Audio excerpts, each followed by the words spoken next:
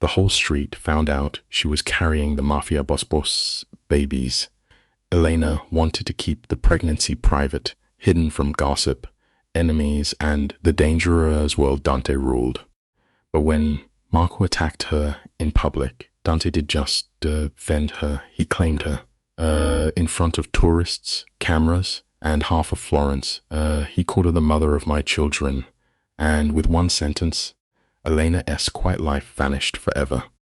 Red tomatoes roll softly into the gutter, but Elena cannot even see them. Her vision is completely locked on Marco Russo, the man who spent 5 agonizing years dismantling her spirit piece by broken piece. She finally got away.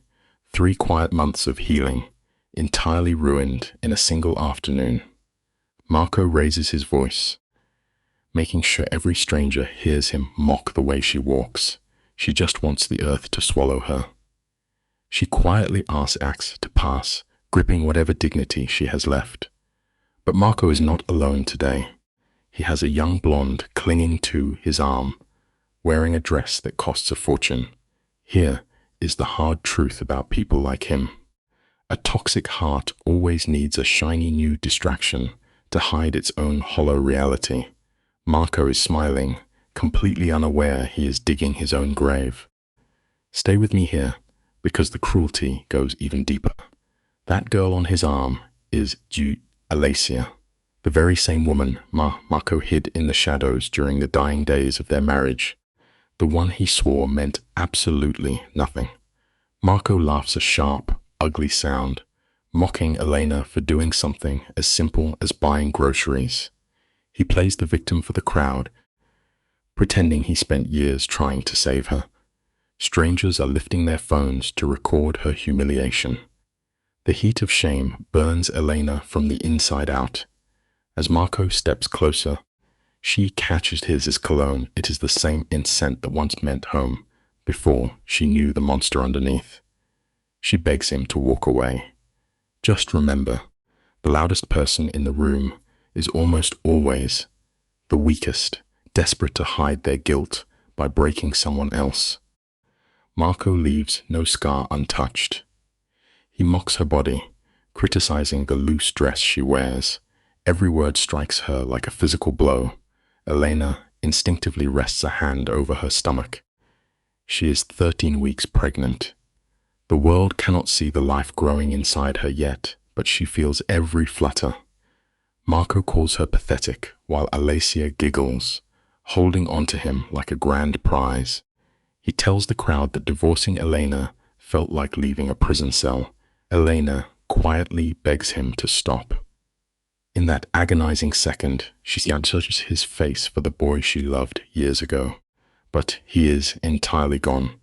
Here is a lesson that will save you years of pain. When a person shows you their true colors, believe them immediately.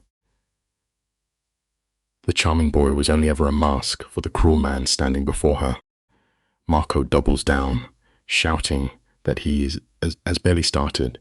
He tells the gawking crowd how embarrassed he always felt just standing next to her. But before another ugly word leaves his mouth, a deep, chilling voice cuts the humid air. That is enough. The tone is so heavy, so thick with quiet authority, that the entire street freezes. The recording phones slowly drop. Ella knows that baritone voice in her soul. It is the voice that whispers to her in the stolen hours of the night.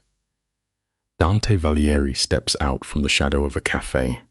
He wears a dark, custom charcoal suit, moving with a terrifying, calm grace. You see, sometimes the universe sends exactly who you need right when you hit absolute rock bottom. Dante has finally arrived, and a heavy, undeniable reckoning has just walked into the sunlight. Dante carries a darkness that you can feel in your chest. His dark hair frames eyes so cold they seem entirely black. It is not just his physical presence that forces the crowd to step back. It is the raw power bleeding off him. Elena feels her heart hammer against her ribs. Their romance was meant to stay buried in the dark. The feared boss and the quiet ex-wife were never supposed to cross paths in the daylight. Marco, completely blind to the danger, puffs out his chest and tells Dante to mind his own business. Dante simply tilts his head, offering a tiny, terrifying smirk. It is the quiet look a wolf gives a trapped rabbit. He smoothly replies that screaming in a public square is hardly a private matter. Arrogance always makes a person blind. Marco is too foolish to realize he is testing an apex ape predator. Marco scoffs, demanding to know who this stranger thinks he is. Dante does not blink before introducing himself as her new partner. Marco throws his head back and laughs, telling Dante he is taking on damaged goods. He calls Elena emotionally drained and mocks her shape right to Dante's face. Elena closes her eyes, wishing she could disappear. Dante has only known her in the gentle light of their secret room, and now she feels exposed. But when she looks up, Dante is not looking at her with pity. His eyes are locked on Marco with a quiet, lethal fury. He asks, barely above a whisper, how long they were married. Think about this for a second. A real partner sees your absolute worth, even at your lowest point. Dante is preparing to show Mr. Marco exactly what happens when you disrespect the woman he loves. Marco puffs out his chest and declares it was 5 long years. Dante slices right through his pride, laying every dirty secret bare on the pavement. He lists how Marco cheated, drained Elena's savings to feed a gambling habit, and crushed her spirit to mask his own insecurities. The street falls into a heavy, suffocating silence. Marco's face flushes red. He stammers, demanding to know how a stranger knows his private life. Dante takes one single step forward, and Marco shrinks back. Dante labels him a small, weak boy, using a new girl to hide his rotten core. Alacia tries to speak, but Marco violently shushes her. Cold terror settles over his face as he recognizes the man before him. Remember this lesson. Your darkest secrets are never buried as deep as you think, and karma always collects its debts. Watch the blood completely leave Marco's face. The heavy reality crashes down on him. He is not staring at a random defender. He is looking into the dead eyes of Dante Alighieri. This is a man whose name is only ever spoken in terrified whispers. Marco's voice cracks, fracturing as he stammers out a pathetic apology. Dante just watches him with a cold, bored expression. And then, Dante changes everything with a single sentence. He asks why Marco thinks it is acceptable to humiliate the mother of his children. The air leaves the street. A shocking silence drops over the crowd. Elena trembles, realizing her deepest secret has just been spoken into the daylight. Let this be a sobering life lesson. Never let your fragile ego pick a fight that your standing in the world cannot possibly win. The street erupts into chaotic whispers. Phones shoot back up as tourists frantically text the drama out into the city. Dante Alighieri, the untouchable ghost of Florence, just confessed he is the father. Listen closely to the words he used. Children, plural. Marco stands frozen on the cobblestones, his mouth hanging open. Even the young blonde drops his arm, realizing the lethal danger standing before them. Marco stutters a weak excuse, but Dante cuts him down with a voice made of pure ice. He tells Marco that his rights ended the very moment he chose betrayal. Here is a simple truth we all must learn.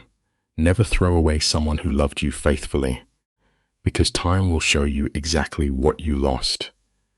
Dante slides a warm hand onto Elena's lower back, claiming her in front of the world. That touch on her back is pure protection. You and I both know a true king always shields his own. Dante locks onto Marco, demanding to know what he hoped to achieve. Did tearing down a woman make him feel like a giant? Marco sweats profusely, panicking. He swears he would have backed off if he knew Dante claimed her. It is the worst excuse possible. Dante's face hardens, disgusted that Marco only respects a woman when a dangerous man stands behind her. The lesson is clear. True character is defined by how you treat the vulnerable when no one powerful is watching. Elena stands perfectly still. Her quiet life is officially over. The hidden twins and her secret romance are now bleeding into the public eye. Trembling, she grips Dante's dark sleeve, silently pleading for him to take her away from the staring crowd. You and I have seen men like Marco, haven't we? But Dante is far from finished. He gives Elena's hand a slow, reassuring squeeze before turning the full weight of his gaze onto Marco. He demands an apology right here on the pavement, a real apology for every single time he broke this woman's spirit. Marco, still blinded by arrogance, actually asks if he is serious. It is a fatal miscalculation. Dante drops his voice into that terrifying register of a man who breaks lives. He strips Marco bare. That comfortable bank job erased. The luxury apartment, Dante owns the very bricks. The flashy car bought with her stolen money, dust. Here is a simple truth for tonight: never build your pride on someone else's pain. The bill always comes due, and life never accepts an unpaid debt. Dante whispers he could have that car crushed into scrap within the hour. The blood jar drains from Marco's face. His new girl, Alessia, scrambles backward, terrified of the suffocating kingpin energy. The street is completely frozen, watching this beautiful ruin unfold. Marco tries one last protest, but Dante suffocates it. The ultimatum is absolute destruction or an apology. Elena watches her tormentor short circuit. You can see the brutal war flashing in his eyes, vanity fighting raw survival. His jaw locks tight, burning with bitter humiliation. Slowly, he chokes the words out, finally giving her the surrender she earned years ago. Remember this: an unchecked ego is just a countdown to destruction. Swallow your pride willingly, or the world will violently force it down your throat. Forcing those words past his lips is like pulling broken glass from a wound. Dante offers zero mercy. He demands the ugly specifics. Trembling, Marco actually starts listing his sins. He admits to tearing down her self-worth, the cheating, the manipulation, the stolen money. His voice shatters under the weight of it all. Elena just stands there, completely numb. She spent countless nights begging the universe for this apology, but hearing it now? It is nothing but hollow static. Hear me on this: sometimes the closure you prayed for does not heal your heart. It only proves you have outgrown the purpose who broke you. Dante pushes one last time, forcing Marco to confess that she deserved much better. The street falls into a deafening silence. Elena swallows hard, holding back a final tear. Elena is done bleeding for a man who never valued her. With quiet grace, she simply accepts his apology. That is the true victory: indifference. Dante steps closer, lacing his heavy fingers through hers under the streetlights. It is an undeniable claim. He stares Marco down with a final promise: if her name ever leaves his mouth again, Dante will dismantle his existence. Marco nods frantically, pure terror in his eyes, before scrambling into the shadows. His new girlfriend trips over her own feet trying to follow. Phones are capturing every second of the drama. Let this be a lesson tonight: the most elegant revenge is simply elevating your life. Starve toxic people of your energy and watch them disappear. By midnight, this destructive showdown will be absolute legend. As the crowd disperses, the terrifying aura of the boss completely vanishes. Dante's hard features soften into deep concern as he asks if she is all right. Elena lets out a fragile laugh, her chest tight with emotion. His thumb traces slow circles on her hand. He admits he never meant to drag their private world into the spotlight today. But seeing that man belittle her sparked a protective fire he could not contain. She understands perfectly. Still, the air feels heavy with whispers. Her safe, invisible life is gone. It brings us to a beautiful truth: a real protector will always shield you from the storm, even if it ruins their own careful plans. Dante studies her face with quiet intensity. He whispers that it is finally time to lay every hidden secret on the table. Elena nods. The streets are burning with too many watchful eyes. Dante offers a faint smile, giving her a choice: her apartment or his villa in the hills. This estate is not just a home. It is a sprawling Renaissance fortress of cold marble and breathless art. Hauntingly beautiful, but utterly intimidating, just like the man himself. Taking a deep breath, Elena chooses the villa. He guides her to the car, his grip on her hand an anchor. Her mind is a chaotic blur. In 15 fleeting minutes, her carefully guarded reality was torn apart. The secret is out, and he claimed her and their unborn children for the city to see. Take this quiet lesson to heart.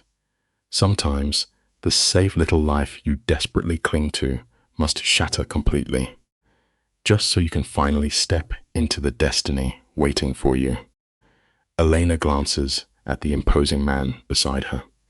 He keeps her tucked so fiercely against his side, she begins to wonder if being claimed by the devil is really a curse. They slip into a waiting black Mercedes. Carlo, a mountain of a driver, offers Elena a bow of deep respect. When those heavy doors shut, the chaotic world outside simply vanishes. Pure silence. Dante engages the privacy screen, trapping them in an intimate, breathless bubble. His dark eyes lock onto hers, searching the depths of her panic. He quietly asks what is running through her mind. Elena lets out a trembling exhale. She whispers that in 15 short minutes, he completely inverted her universe. It is a stark reminder to us all: the most profound transformations in our lives always strike in the space of a single heartbeat. A flicker of regret softens Dante's features. He apologizes for the ambush, but leaves zero doubt he will never apologize for claiming her. Panic claws at Elena's throat. She tells him the city now knows she is carrying his heirs. She dreads the vicious rumors of how a normal girl trapped a billionaire. Before the anxiety consumes her, Dante's warm hands frame her face. He gently catches a stray tear. His voice is a low, fierce rumble. He commands her to stop letting a ghost like Marco dictate her value. Looking deep into her soul, he tells her she is strong enough to bring a ruthless monster like him crashing to his knees. It is a raw, stunning confession from a dark soul. Let this be your reminder. Do not let the poison of a toxic past blind you to the incredible worth you carry today. You and I need to look at how this fire was lit. This was no cliché. It was a quiet, agonizing, slow burn. Elena reminds him that 4 months ago, all she wanted was to sweep up the ashes of a brutal divorce. Dante cuts through her words, his dark gaze paralyzing her. He confesses that back then his only gods were violent and destroying enemies. Then she appeared in that quiet art gallery. For her it was a simple escape. For him it was a sudden awakening. He asked for her thoughts on a canvas, and in that single breath, his bloody empire faded away. The apex predator was mesmerized. He whispers that he still remembers the exact shade of her dress that evening. It proves a beautiful point. True connection is born in those tiny, overlooked details when we are not even searching for it. A ghost of a smile touches Dante's lips as he recalls her midnight blue dress. He murmurs how she spoke of the painting, breathing color into his cold world. Elena tries to dismiss it as small talk, but Dante refuses to let her hide. His fingers trace her cheek, declaring every second with her is magic. Suddenly, the warmth vanishes. The temperature plummets as Marco's name surfaces. Remembering how that man shattered her, Dante's jaw grinds hard enough to crack stone. He was a breath away from ordering a hit to erase Marco from the earth. The only thing that stayed his hand was Elena's plea for peace. She just wanted to heal. It shows us a profound truth. Granting mercy requires far more agonizing strength than simply pulling a trigger. For her alone, the devil chose restraint. Holding back for months was a sacrifice, but watching Marco disrespect her today snapped his final thread. A man molded by brutality cannot let that slide. Elena understands his darkness. Taking a shuddering breath, she asks the terrifying question, what happens to us now? The underworld knows she carries his heirs. Where do they go? Dante falls dead silent. He holds her trembling hand, his gaze heavy with an oath. He admits the public reveal was an impulsive, protective instinct, but he regrets nothing. She is carrying his bloodline, the center of his universe. He swears to be her shield, but the next step belongs entirely to her. Remember, this true power is never about caging the one you love. It is about willingly handing them the keys and letting them choose. Stay with me, because this is where the armor finally cracks. Dante leaves her fate in her hands. Elena was desperate to prove she could survive alone. But watching this terrifying man dismantle her abuser changed everything. Fighting tears, she speaks her deepest truth. She wants her children raised in peace, free from the toxic games of her past. When she asks if a man of violence can truly offer a safe home, the vulnerability is shattering. Looking into his shadowed eyes, she whispers that he already has. For 4 quiet months, he made her feel completely irreplaceable. Here is a final truth for the night. A real partnership is built on mutual elevation. It does not matter what heavy crowns you wear in the outside world, only how softly you hold each other in the dark. Dante turns to her in the quiet car, his voice a grounded promise. He tells her that what she wants will always carry more weight than his own desires. Outside the tinted glass, the massive iron gates of his private Tuscan estate slowly part. We are talking centuries-old stone and ancient wealth gleaming in the afternoon sun. Pulling up to those towering doors, a quiet voice whispers in Elena's mind. This fortress could actually be her home. It is terrifying, yet intoxicating. Dante steps out, offering his hand in the cooling air, asking her to come inside so he can finally keep her safe. They will piece the rest together. Let that be a lesson for us tonight. Sometimes you have to step off the edge of the map into the dark unknown to find exactly where you belong. The tension here is thick enough to cut with a blade. Dante pulls Elena away from the brutal noise of the city and brings her deep into his estate. He does not just leave her in a cold guest room. No. This man guides her upstairs to his ultimate hidden sanctuary.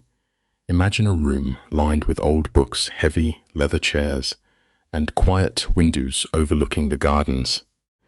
He confesses that this is his favorite place to hide from the world. This hardened underworld boss is exposing his softest edges to her.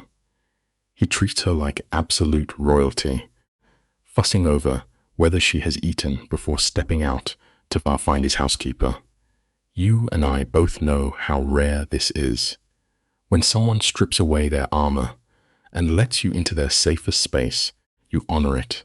True trust is far rarer than any gold.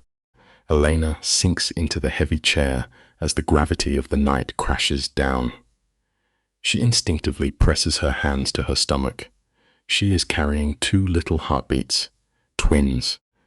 She whispers quiet apologies for the absolute chaos they just endured, promising to shield them at all costs. But the room is not empty.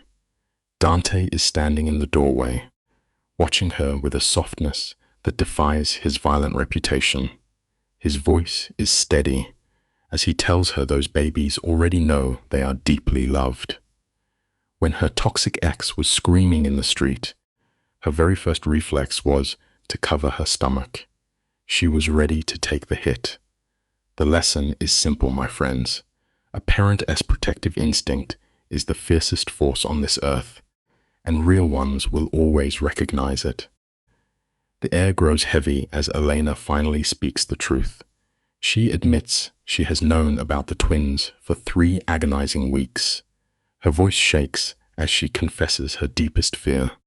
Tying her innocent children to a powerful mafia, Don felt like painting a target on their backs. Dante does not flinch. He does not offer hollow comfort or sugarcoat the brutal reality of his world. He looks her dead in the eyes and admits his life is far from safe. But then, he shifts into pure protector mode. He tells her he commands an army of fiercely loyal soldiers who would die before letting anyone harm his family. There is a quiet power in that honesty. It is a lesson we all need to hear. Being brutally honest about your flaws is always better than selling a fake dream, especially when building a life together. Dante lays his empire at her feet in this quiet room. He promises untouchable security and generational wealth for her children. When Elena worries they will never have a normal life, Dante firmly dismantles that illusion. He reminds her that settling for normal is exactly what trapped her in a soul-crushing marriage with Marco. It is a massive wake-up call. He is offering an entirely new reality, a stone fortress to keep out the wolves, absolute financial freedom, and a partner who truly respects her. He is stepping out of the shadows to crown her. It forces you to rethink everything. Sometimes the safe, predictable route is exactly what slowly breaks you. Taking a leap into the terrifying unknown is often the only way to finally reclaim your true power.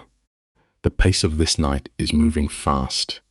Dante tells her his gut instincts are the only reason he is still breathing in a criminal world, and right now, his gut is screaming that she is the one.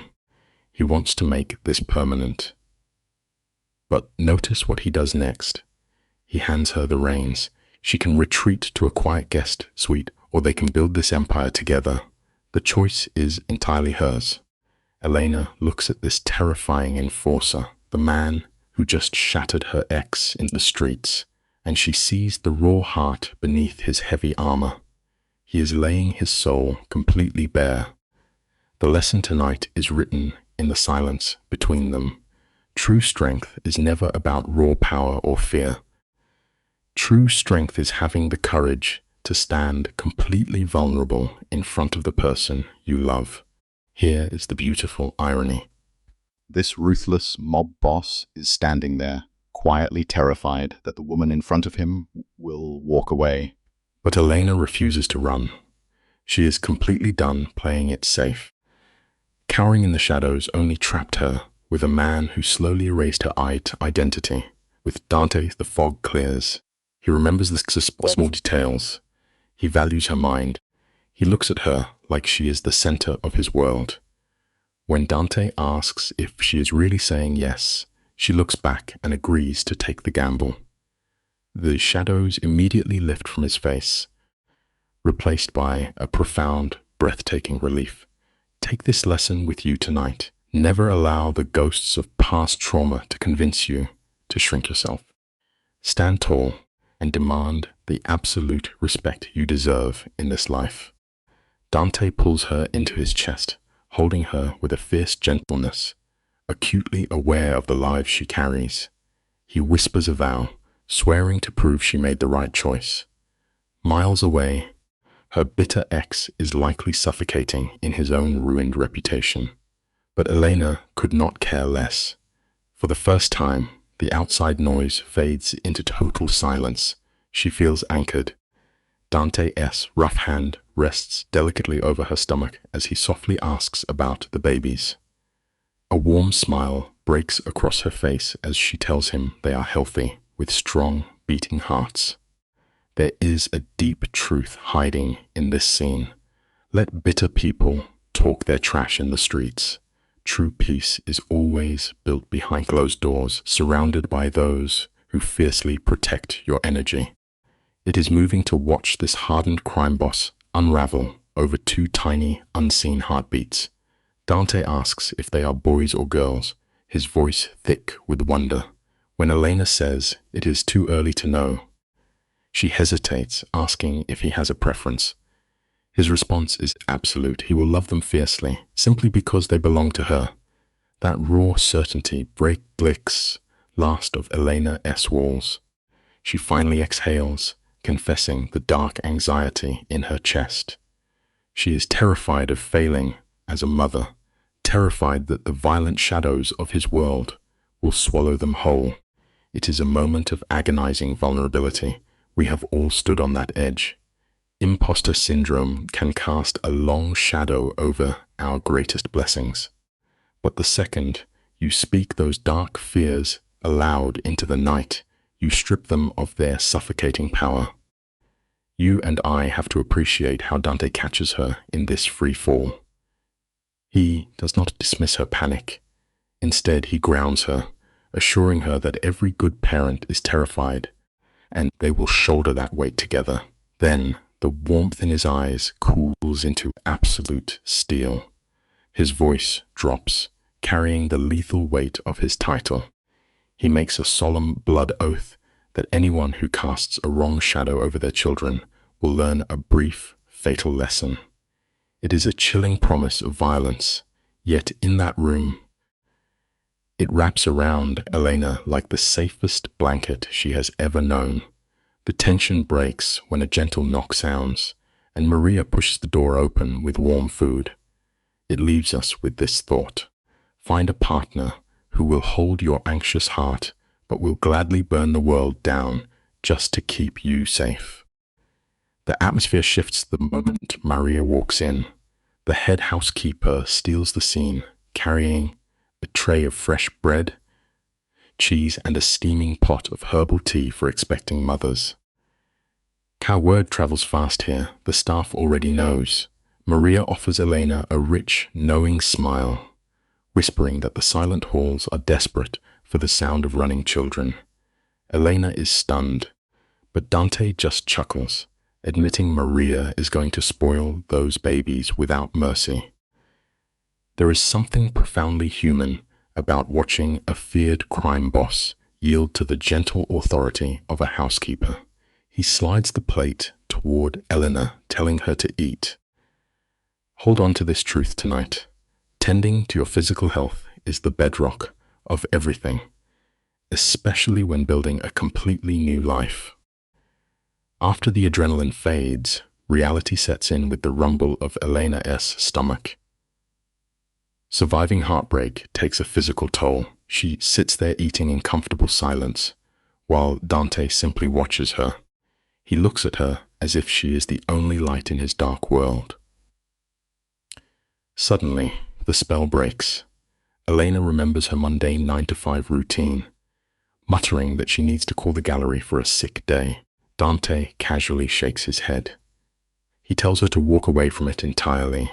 When he asks if that job even feeds her soul, she quietly admits it merely pays the bills.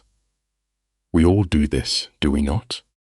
Clinging to a miserable routine because the unknown is terrifying. Dante leans in with a truth that cuts deep. Why just survive when you finally have the chance to truly live? Listen closely to the way this man operates. Dante leans in, the heavy silence wrapped around them, and tells her to open her own gallery.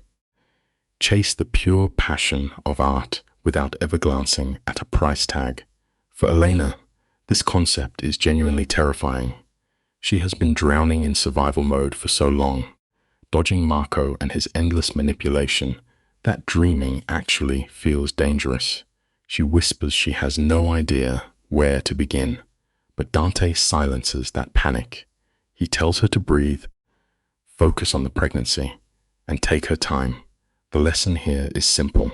When life finally hands you a way out of the dark, do not ruin the moment by panicking over what comes next. Just breathe and let yourself finally enjoy the win. Now her tired mind is spinning with the weight of this new reality. Her mind drifts to restoring ruined art, uncovering masterpieces buried beneath neglect. It is beautiful irony, considering the broken state Marco left her in. Dante softly shatters the silence, asking her to stay the night. He refuses to let her return to that paper-thin apartment filled with the ghosts of past misery. You and I both know the suffocating weight of a toxic environment, and sometimes the only real choice is to never look back. She tries to find a logical reason to leave, but she cannot bear the thought of being alone tonight. When she finally nods, the visible relief on this ruthless boss is unexpected. He offers his hand, promising to show her around her new home. Hearing those words sends a wild shock of electricity straight down her spine. Picture the sheer scale of this estate. Dante guides her through the echoing halls, pointing out the forgotten corners of his empire. They pass a dining room that sits empty, a sprawling library bathed in shadows, and a silent music room. They finally reach the upper floor. Dante walks past his own suite and stops 3 doors down. He pushes the heavy door open and reveals a deeply personal truth. This was his mother's room. He mentions it has the best view of the Tuscan grounds, hoping it brings her comfort. When Elena crosses the threshold, the air catches in her throat. The space is bathed in warm cream tones, featuring a massive bed and tall French doors. The setting sun turns the entire balcony to gold. It is a beautiful reminder that true peace is the ultimate luxury. Elena is paralyzed by the sheer kindness of it all. She stammers that this is entirely too much, but Dante cuts off her doubts. He steps close, his hand resting heavily on her back. He reminds her she is carrying his heirs, his twin children, and deserves nothing less than absolute comfort. His eyes darken with a dangerous, territorial edge. But instead of pushing forward, he takes a slow step back. He honors her boundaries, telling her to simply rest.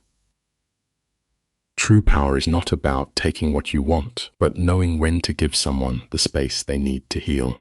Before he leaves, Elena stops him. She thanks him for shielding her when Marco tried to tear her down. A dark pride washes over Dante. He promises he will always defend her, because that is what it means to be his. He makes it clear she is under his protection, and he does not play games with the safety of his family.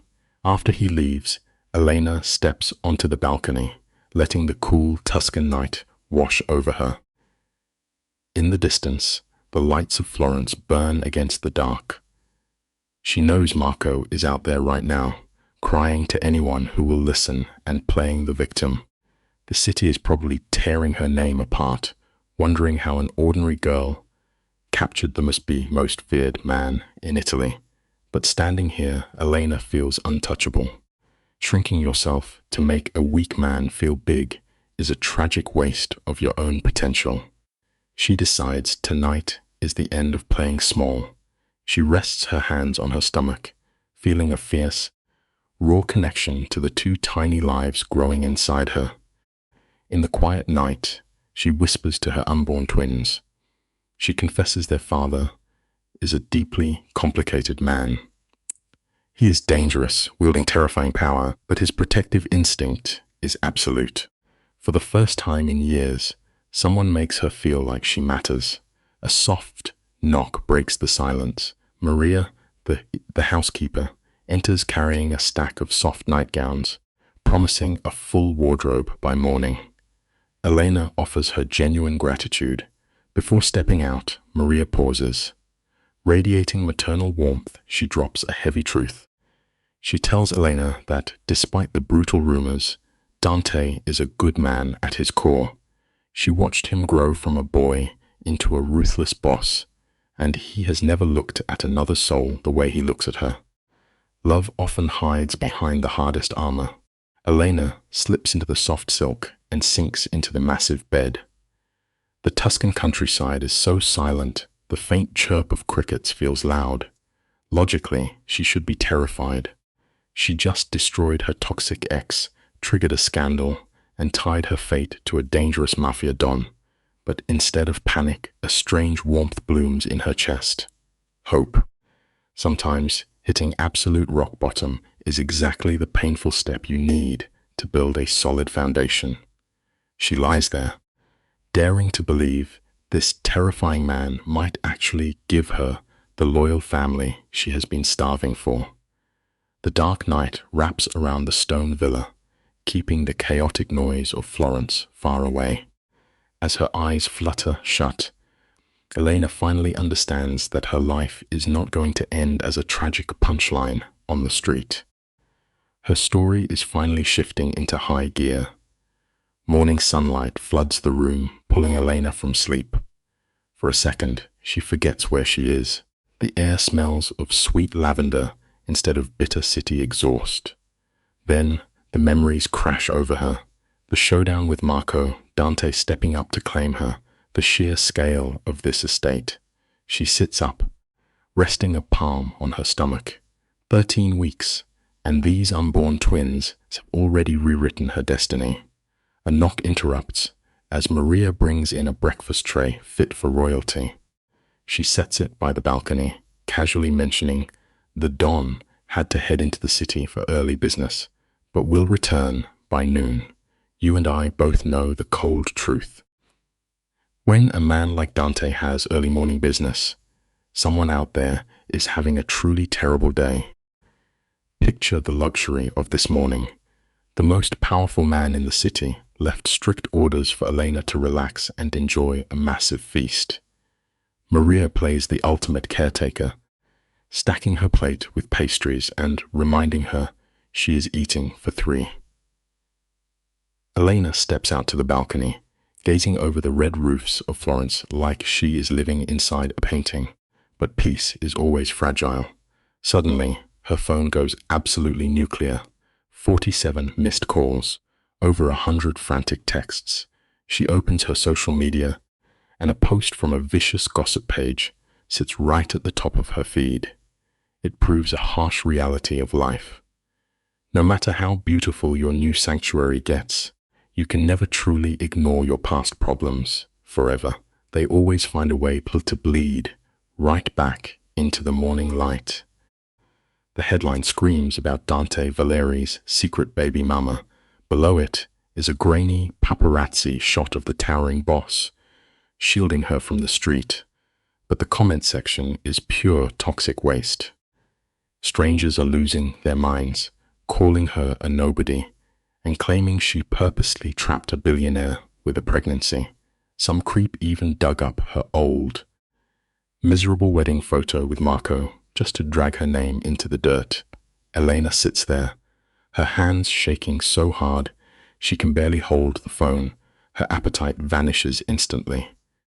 This is the exact nightmare Dante warned her about when you align yourself with dangerous power. But listen closely, because we all need this reminder.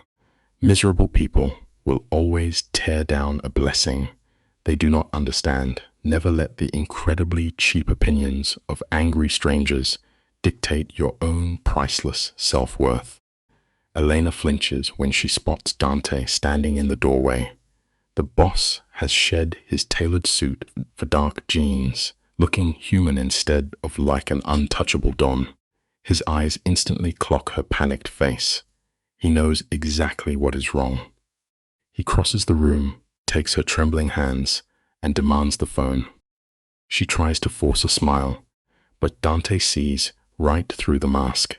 He takes the device and scrolls through the garbage fire of hate. A dangerous, icy fury settles over his features with every single swipe. He hands it back and looks her dead in the eye, telling her those trolls know nothing about her true strength or gentle heart. It is a powerful reminder. The people who truly matter in this world will always recognize your real value, no matter how desperately loud the ignorant crowd gets. Dante watches shadows cross Elena's face as she whispers she could never be his usual type. But Dante is a man of absolutes. He reaches out, his rough hands framing her face, forcing her to meet his steady gaze. The noise outside, he tells her, is just hollow projection. She is his type simply because she is the one he chose. He vows that while whispers are the tax of his dark world, any real threat will meet a ruthless end. He promises to remind her every single day of the extraordinary mother she will become. You and I both know how rather fierce protection is. There is a quiet truth here for all of us tonight. When you find someone who stands like a wall between you and the wolves, you hold on tight. Real, unshakable loyalty is the absolute rarest currency we will ever find. With quiet conviction, Dante tells her he is the lucky one. Elena fights back tears, mentioning the cruel rumors claiming she trapped him. Dante brushes off the fools. He reminds her she was ready to walk away and raise their children alone, just to escape his violent world. If anyone was trapped, it was her, caught in his absolute refusal to ever let her go. The heavy air breaks, and Elena finally cracks a fragile smile, teasing his arrogant habit of deciding everything. He just smirks, quietly loving that she is not afraid of the monster he is to the rest of the city. When she admits her deep fear of failing, his response is a vow he would choose her through every mistake. Please remember, notate, love is never about finding perfection. It is about actively choosing each other every single day, no matter what. In the quiet garden, a profound realization settles over Elena. This feared kingpin does not want a silent trophy. He wants an equal, a true partner to stand beside him in the dark. They share a rare moment of peace, anchored by the steady rhythm of his heartbeat. But the real world moves forward. She needs to pack up her old apartment, and Dante refuses to let her go alone. An hour later, they are gliding through Florence in his armored black Mercedes. Outside the tinted glass, ordinary life moves on as tourists crowd the sidewalks. Inside that car, however, Elena knows her entire universe has been irrevocably rewritten.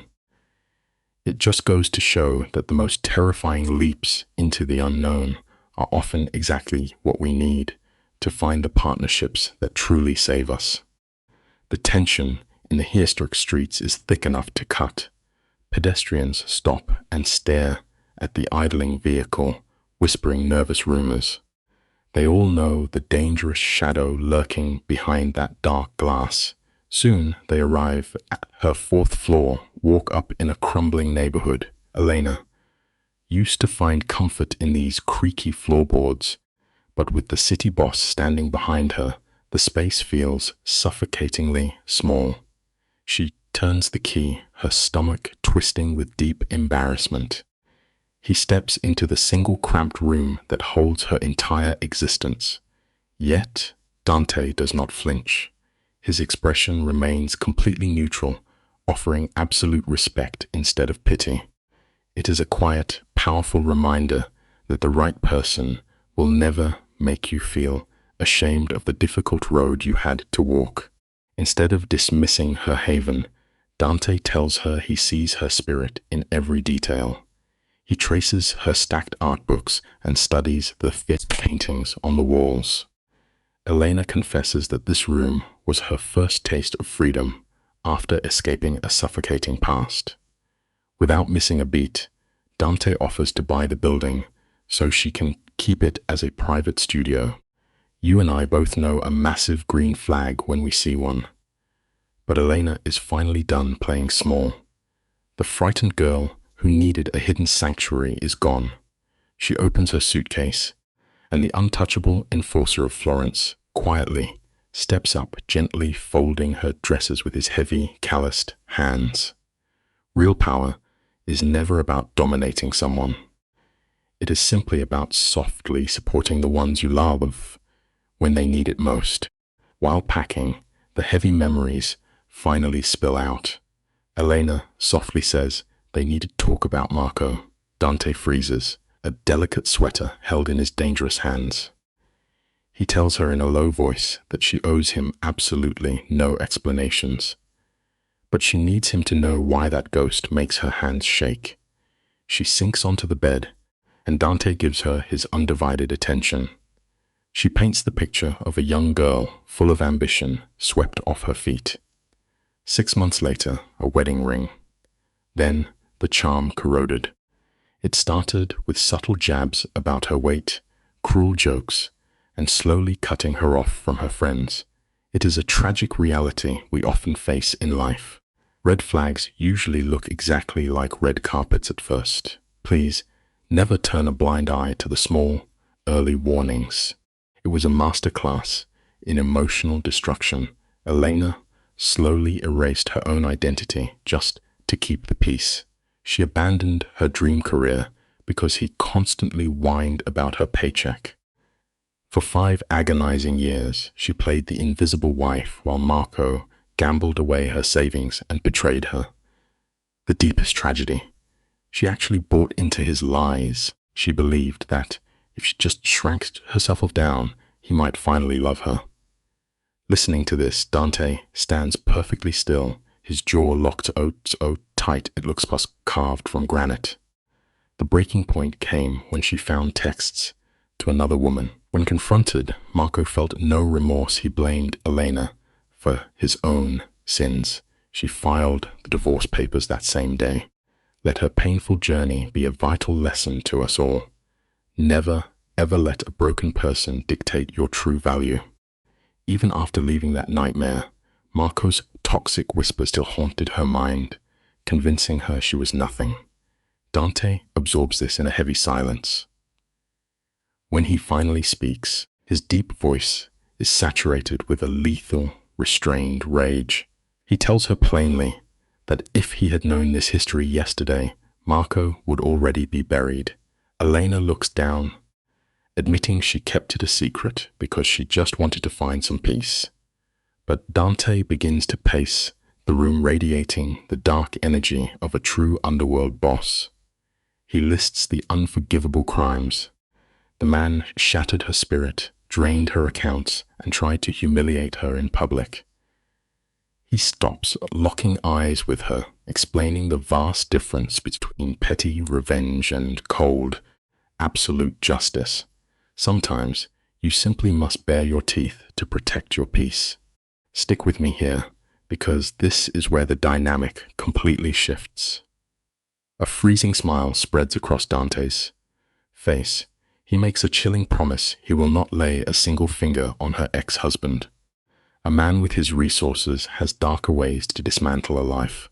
Before they can plot, Elena's phone lights up.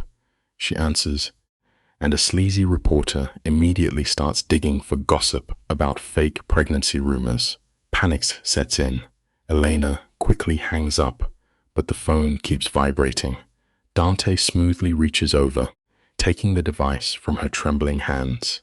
He answers the next call himself, his voice dropping into a terrifyingly calm, velvet Mafia tone. The lesson here is simple but profound. Always let your quiet actions speak, and never let the desperate noise of outsiders rattle your inner strength. Dante speaks into the receiver with a voice like crushed ice, warning the press that if they harass his woman, they will face the wrath of his legal army. He powers down the device. Elena is spiraling, telling him he cannot declare war on every journalist in Italy. Dante watches her, dead serious, and whispers, "Watch me." He reminds her she is under his protection now. But the reality is crushing her. Her quiet existence is gone forever. Every move will be watched. Feeling suffocated, she begs to get out into the open air. Soon, they are walking through a quiet park along the river. Dante keeps his heavy hand firmly on the small of her back, tethering her to the earth. It is a beautiful reminder that even when your world descends into absolute chaos, having someone stand by your side changes everything. Let's look at where we are. Elena sits by the river, her mind completely short-circuiting. 24 hours ago, she was a ghost trying to scrape by. Now, she is carrying the heirs to Dante Volova, the most feared Mafia kingpin in the city. Her face is plastered across every feed, and strangers are tearing her apart online. Dante sits beside her, and to his credit, he refuses to sugarcoat the brutal truth. He looks her in the eye and tells her the quiet life she knew is gone forever. But then comes the ultimate vow. He promises her a fortress of unlimited security, ruthless lawyers, and his solemn oath that she will never fight a battle alone again. There is a heavy truth we can all learn here. A harsh reality is always far better than a comfortable lie, especially when your life is turning upside down. The weight of the future suddenly hits them. Elena watches a stroller roll down the path, and the absurdity of her reality washes over her. She is bringing twins into the world for a ruthless boss. She turns to this untouchable man beside her, a phantom who commands an empire of violence, and softly asks if he is afraid. For the first time, the Don shatters his armor. He admits he is completely terrified. He was raised in a dark underworld where showing emotion meant your death. He confesses he has no idea how to be a father without turning his blood into weapons. Elena gently takes his scarred hand, anchoring him in the present. She tells him a secret we all eventually learn. No one on this earth actually knows what they are doing. We are all just terrified people, figuring it out together in the dark. In a rare moment of softness, Dante channels his old school roots. He lifts her knuckles to his lips, pressing a kiss against her skin, a surreal gesture from a man whose hands have ended lives. He looks at her with admiration and asks how she got so wise. Elena hits him with a dry smirk. She tells him nothing accelerates personal growth quite like public humiliation and a surprise marriage proposal from the mob. A deep laugh rumbles from Dante's chest. The sound is so rare that nearby walkers freeze in terror, recognizing the face of the devil laughing in the sunlight. But Elena doesn't flinch. The frightened stares just fade away. Remember this tonight.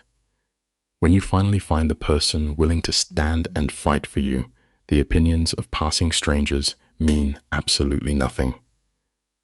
Let them stare from the shadows. You and I both know that in this kind of life, peace is just a quiet room waiting for a door to be kicked in. Just as Elena lets her guard down, Dante pulls the rug out. He has to introduce her to the family. And we are not talking about Sunday dinners. We are talking about his sister, Chiara, in Milan, his uncle, Roberto, and a crew of soldiers who consider bloodlines sacred. Dante lays it out cold. They are going to be viciously paranoid. They will look at this outsider and see nothing but a walking liability, a weakness that could crack their entire underground syndicate. They think their boss is going soft over a girl. Entering any new family is always a battlefield, but when that family runs an empire, you better be ready to prove you are steel, not glass. Elena feels the air leave her lungs. How is she, a gallery girl, supposed to prove her worth to a room full of mob royalty? But Dante does not flinch. He looks her dead in the eye, his voice a low rumble, and tells her to just be exactly who she is, smart, unbreakable. Then, he makes a promise that shifts the gravity in the room. He will absolutely ruin anyone who steps over the line from protective to disrespectful. They leave, the crowded tourist streets behind, disappearing into the heavy silence of his sprawling villa to shut out the world for a few hours. He shows her hidden corners of Florence like any normal guy in love, burying the darkness for a moment. A real partner will always protect your peace, even if they have to stand against their own blood to do it. They pull through the heavy iron gates of the villa. Carlo, the endlessly loyal right-hand man, has everything arranged, with a massive Italian feast waiting out on the stone terrace. But a man like Dante is never truly off the clock. His phone rings one of those urgent, shadowed calls that keeps the empire running, and he has to step away. Left alone in the quiet, Elena decides to wander the endless, jaw-dropping halls of this mansion instead of drowning in the toxic drama on her phone. She glides past million-dollar wine cellars and lush indoor gardens, letting the silence settle into her bones. Sometimes, the healthiest thing you can do for your mind is to put the screen away, shut out the noise of the world, and just breathe in the beauty right in front of you. The house is a maze, and Elena finds herself standing at the threshold of a room frozen in time. Dust dances in the fading light. In the center sits an old crib, draped in heavy white sheets. It is completely abandoned, suffocating in its stillness. Then Dante appears in the doorway, quiet as a ghost. His voice is barely a whisper when he admits the truth. This was his nursery, left untouched for nearly 30 years. The ruthless boss who holds the city by its throat is just standing there, staring into the graveyard of his own childhood. But then he looks at her, and the ice melts. He vows to tear it all down and build something beautiful for their babies. Your past might be a dark, empty room, but you always have the power to break the walls and let the light back in. Dante quietly suggests building 2 separate rooms, but Elena shakes her head, her voice steady and sure. She wants the twins to share this massive space. She refuses to let them feel the crushing, cold isolation that Dante had to survive when he was small. She wants them to know from their very first breath that they are a team, that they belong to each other. Dante completely shatters in that moment. The lethal, untouchable Mafia boss drops his armor entirely. He makes a solemn, unbreakable vow that their children will never spend a single second wondering if they are loved. It is a beautiful kind of surrender, the absolute best way to heal from the jagged edges of your own childhood trauma is to make sure your kids never have to bleed from the same wounds. Listen closely, because this is where the air shifts. Dante is completely bare in this moment, swearing with his whole chest that he will spend the rest of his life earning her love. It is the kind of raw romance that stops your heart, but then the harsh crunch of tires on gravel tears through the silence. A strange car has breached the secure gates of the villa. In a fraction of a second, the loving father vanishes, and the lethal predator takes his place. Dante orders Elena to stay locked in the nursery. But our girl is done hiding in the shadows. She ignores the command, walking right up to the glass to face whatever nightmare just pulled into the driveway. Peace is always a fragile thing, so trust your instincts, keep your eyes open, and never back down from the storm. You and I are about to see just how quickly the past can poison the present. Down in the courtyard sits a bright red, obnoxiously expensive sports car. The heavy door swings open, and a stunning woman steps out onto the stone. Perfect dark hair, wrapped in designer silk that screams old money. She walks toward the entrance with an infuriating kind of entitlement, her heels clicking like she owns the ground beneath her. Elena feels a cold dread knotting in her stomach. When she asks who it is, all the warmth drains from Dante. His eyes go black. He says one name, Victoria Castellano, the ex-fiancée, and she is here to turn their sanctuary into a total war zone. The brutal lesson here is that your past will always show up uninvited just to test the strength of your new boundaries. The air in the room turns to absolute ice. Dante speaks with a chilling detachment, making it brutally clear that their split 2 years ago was a nightmare.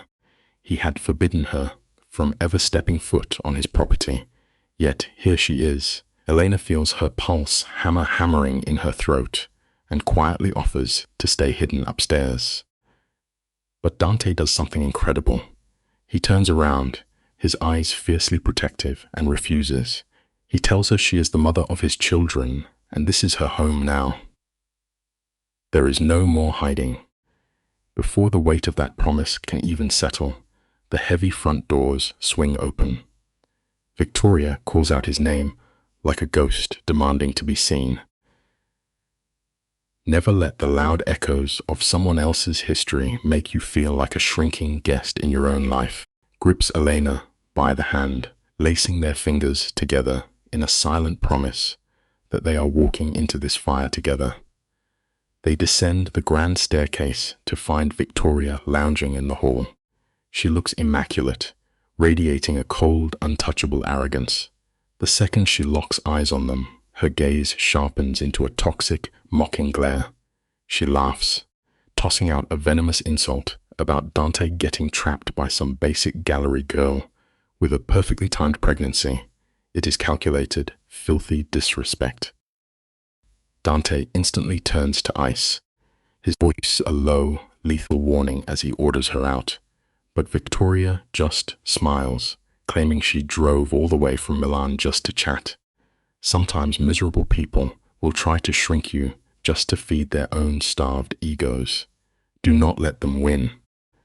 Victoria slowly looks Elena up and down, offering a painfully sarcastic round of applause for pulling off the ultimate trap. Elena feels the heat rushing to her cheeks, humiliated by the sheer cruelty of it.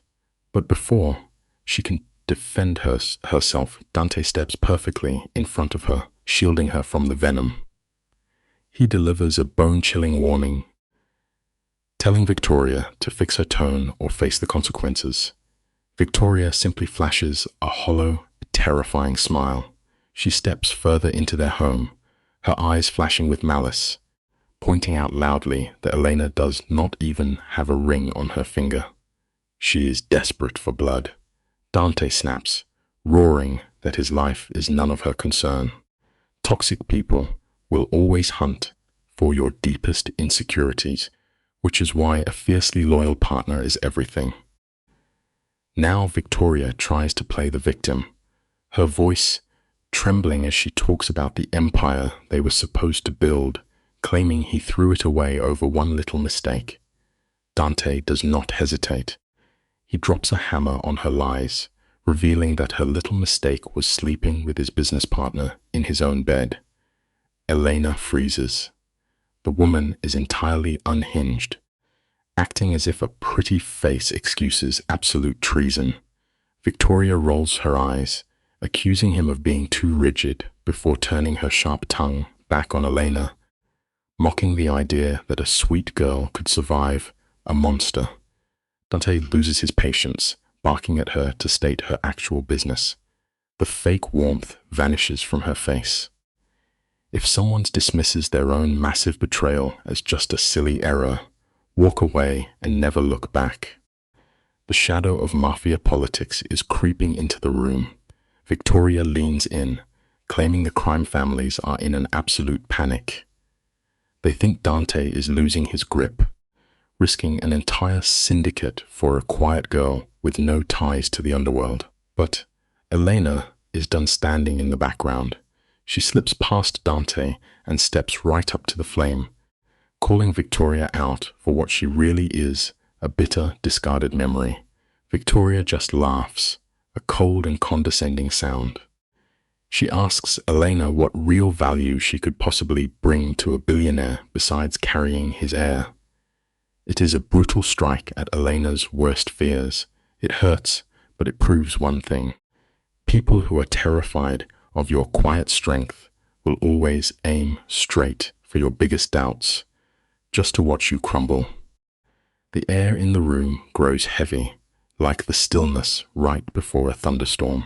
For a fragile second, Elena stands on the edge of a spiral, wondering what she could possibly offer a man who owns the world. But the fire catches in her chest. She refuses to shrink. Listen closely. because you and I both know the courage it takes to stand up to the past. Elena meets the cold gaze of Dante's ex and delivers a quiet, devastating truth. She brings her mind, her raw honesty, and a loyalty this corrupted world has never seen. She dismantles Victoria's hollow empire of dirty money and fake alliances. The lesson here is quiet but absolute. True self-worth does not live in a bank account or a family name. It lives in the fierce refusal to let anyone ever blow out your light. The grand villa falls into a suffocating silence. Elena finishes her stand, her voice steady, as she declares that if Dante wanted a hollow life, he never would have chosen her. Victoria stares back, realization washing over her like gold ring. Desperate, she turns to Dante, begging to know if he is really throwing his legacy away. Dante does not flinch. His voice is a low, dangerous rumble as he claims Elena and their children as his only priority. Victoria's mask slips, revealing a twisted kind of heartbreak, whispering that she truly loved him. But Dante knows the bitter truth. She only loved the crown he wore. We must always remember this vital lesson in the dark. Never confuse loving a human soul with loving the power and prestige they can provide for your own ego. Dante strips away the last of Victoria's illusions. His voice is devoid of warmth as he tells her she was only ever in love with the throne. Victoria lashes out, demanding why Elena would be any different. Why wouldn't this outsider drown in the same greed? You and I can feel the emotional shift in the room right here. Dante gently takes Elena's trembling hand. He tells his ex that Elena already proved her pure heart the night she tried to vanish into the dark, willing to raise his children in the shadows, just to keep them safe from his violence. That is a partner. Defeated, Victoria gathers her pride and issues a chilling warning about the storm coming for them. But the lesson remains etched in the quiet air. Genuine love will bleed to protect your peace, while counterfeit love only ever guards its own bank account. Victoria lingers by the heavy doors, offering one final, venomous prophecy. She warns that his ruthless uncle will force into an impossible choice. Dante stands entirely unmoved. He commands her to never set foot in his sanctuary again. In that fraction of a second, Victoria's polished exterior cracks. A profound, aching regret floods her eyes. She had gambled on time healing her betrayal, but Dante's cold stare buries that delusion forever. Broken trust does not resurrect. Gathering the wreckage of her dignity, she looks at Elena and whispers a haunting truth. A man like Dante hands out his heart exactly once. Listen to the heavy sadness in that room and hold on to this lesson. Trust is a fragile pane of glass. Once it etches on the cold floor, you can never piece the reflection back together without bleeding. The heavy front doors slam shut, and the sound of tires tearing through the gravel fades into the night. The suffocating tension finally snaps. Elena exhales a trembling breath, her knees threatening to buckle. Instantly, the terrifying boss becomes a gentle anchor. Dante is right there, his large hands carefully holding hers. She offers a shaky laugh, wondering aloud if she is brave or just dangerously foolish. But Dante stares down at her with absolute reverence, pulling her against his chest. He tells her he has never been so proud to watch someone fight for their own space. Still, the dark shadow of his violent family looms over them. We can draw a profound lesson from her shaking hands tonight. Standing up to the monsters in your life is deeply terrifying, but it is the only true way to reclaim your soul. Stick with me, because you and I are about to walk right into the darkest part of this story. Dante refuses to lie to the woman he loves. His deep voice is coated in grim reality as he explains the brutal nature of his uncle Roberto. The man is a ghost from a merciless era, a boss who only respects tactical alliances. Elena feels the familiar and sickening weight of panic. Her whole life has been spent shrinking to make others comfortable. But Dante grips her shoulders, telling her she must stop bleeding herself dry to appease people who crave her destruction. Hold on to this painful but necessary lesson. You can spend your entire life trying to satisfy toxic hearts, and they will still watch you drown. The family is coming with their ancient rules, and the heat inside this mansion is about to become entirely unbearable. The sheer gravity of the syndicate is crashing down. Dante gently guides Elena to sit, preparing to unveil the ugly mechanics of his world. When Dante's father passed, Uncle Roberto took the reins, operating with the cold precision of an executioner. Roberto expects a calculated union with a powerful dynasty, not a wounded survivor from a broken past. Dante has already delivered the shockwaves, admitting to the unborn child and his devotion to Elena. Now, the old man demands a tribunal. Tomorrow, they will drag her under the microscope to determine if she is a suitable investment. Elena's chest tightens as she realizes her humanity is being weighed like contraband. Take a quiet moment to absorb this life lesson. Never allow another human being to evaluate you like a business asset. Your inherent worth is never up for negotiation. Dante's eyes darken as he confirms her worst fears. To his uncle, a beating heart is just a liability. The concept of marrying for devotion is a myth the underworld violently rejects. When Elena whispers a question about Roberto's deceased wife, Dante only shrugs, unsure if it was affection or just another inked contract. But Dante's parents had found a miracle in the madness. His father was loved for the man he was, not the empire he commanded. That is exactly why her sudden, brutal death from cancer shattered the supreme boss into dust. Dante recounts this tragedy with that terrifyingly flat tone, the sound of a boy who locked his grief in a vault when he was only 14. Keep this gentle lesson close to your heart today. The most impenetrable people you encounter are usually protecting the most devastating hidden scars. For 5 long years after the funeral, Dante watched his father wander the estate as an empty, ruthless shell. The medical report claimed a heart attack, but Dante knows the silent, agonizing truth. His father simply faded away from a broken heart. Dante looks away, confessing the darkest rule he adopted from that wreckage. Love is a tactical error. Giving someone your heart hands your enemies a loaded gun. He spent his entire life building iron walls so he would never meet that same tragic end. But the silence stretches, and Dante turns his soulful gaze back to Elena. He softly admits that he finally understands why his father took the fatal risk. Breathing in the dark alone is not a life. We must remember this deeply human lesson. Emotional walls will undoubtedly keep the pain away, but they also lock you inside a desperately lonely prison. We are witnessing the terrifying boss lay down his heavy armor, exposing the tender wounds beneath. But a sharp knock on the oak door shatters the fragile intimacy. The housekeeper stammers that Uncle Roberto is on the secure line, demanding attention. In a fraction of a heartbeat, the vulnerable lover vanishes, and the lethal syndicate boss reclaims his throne. The trial has been violently moved up. Dante marches out to defuse the brewing war, leaving Elena adrift in the cavernous, oppressive mansion.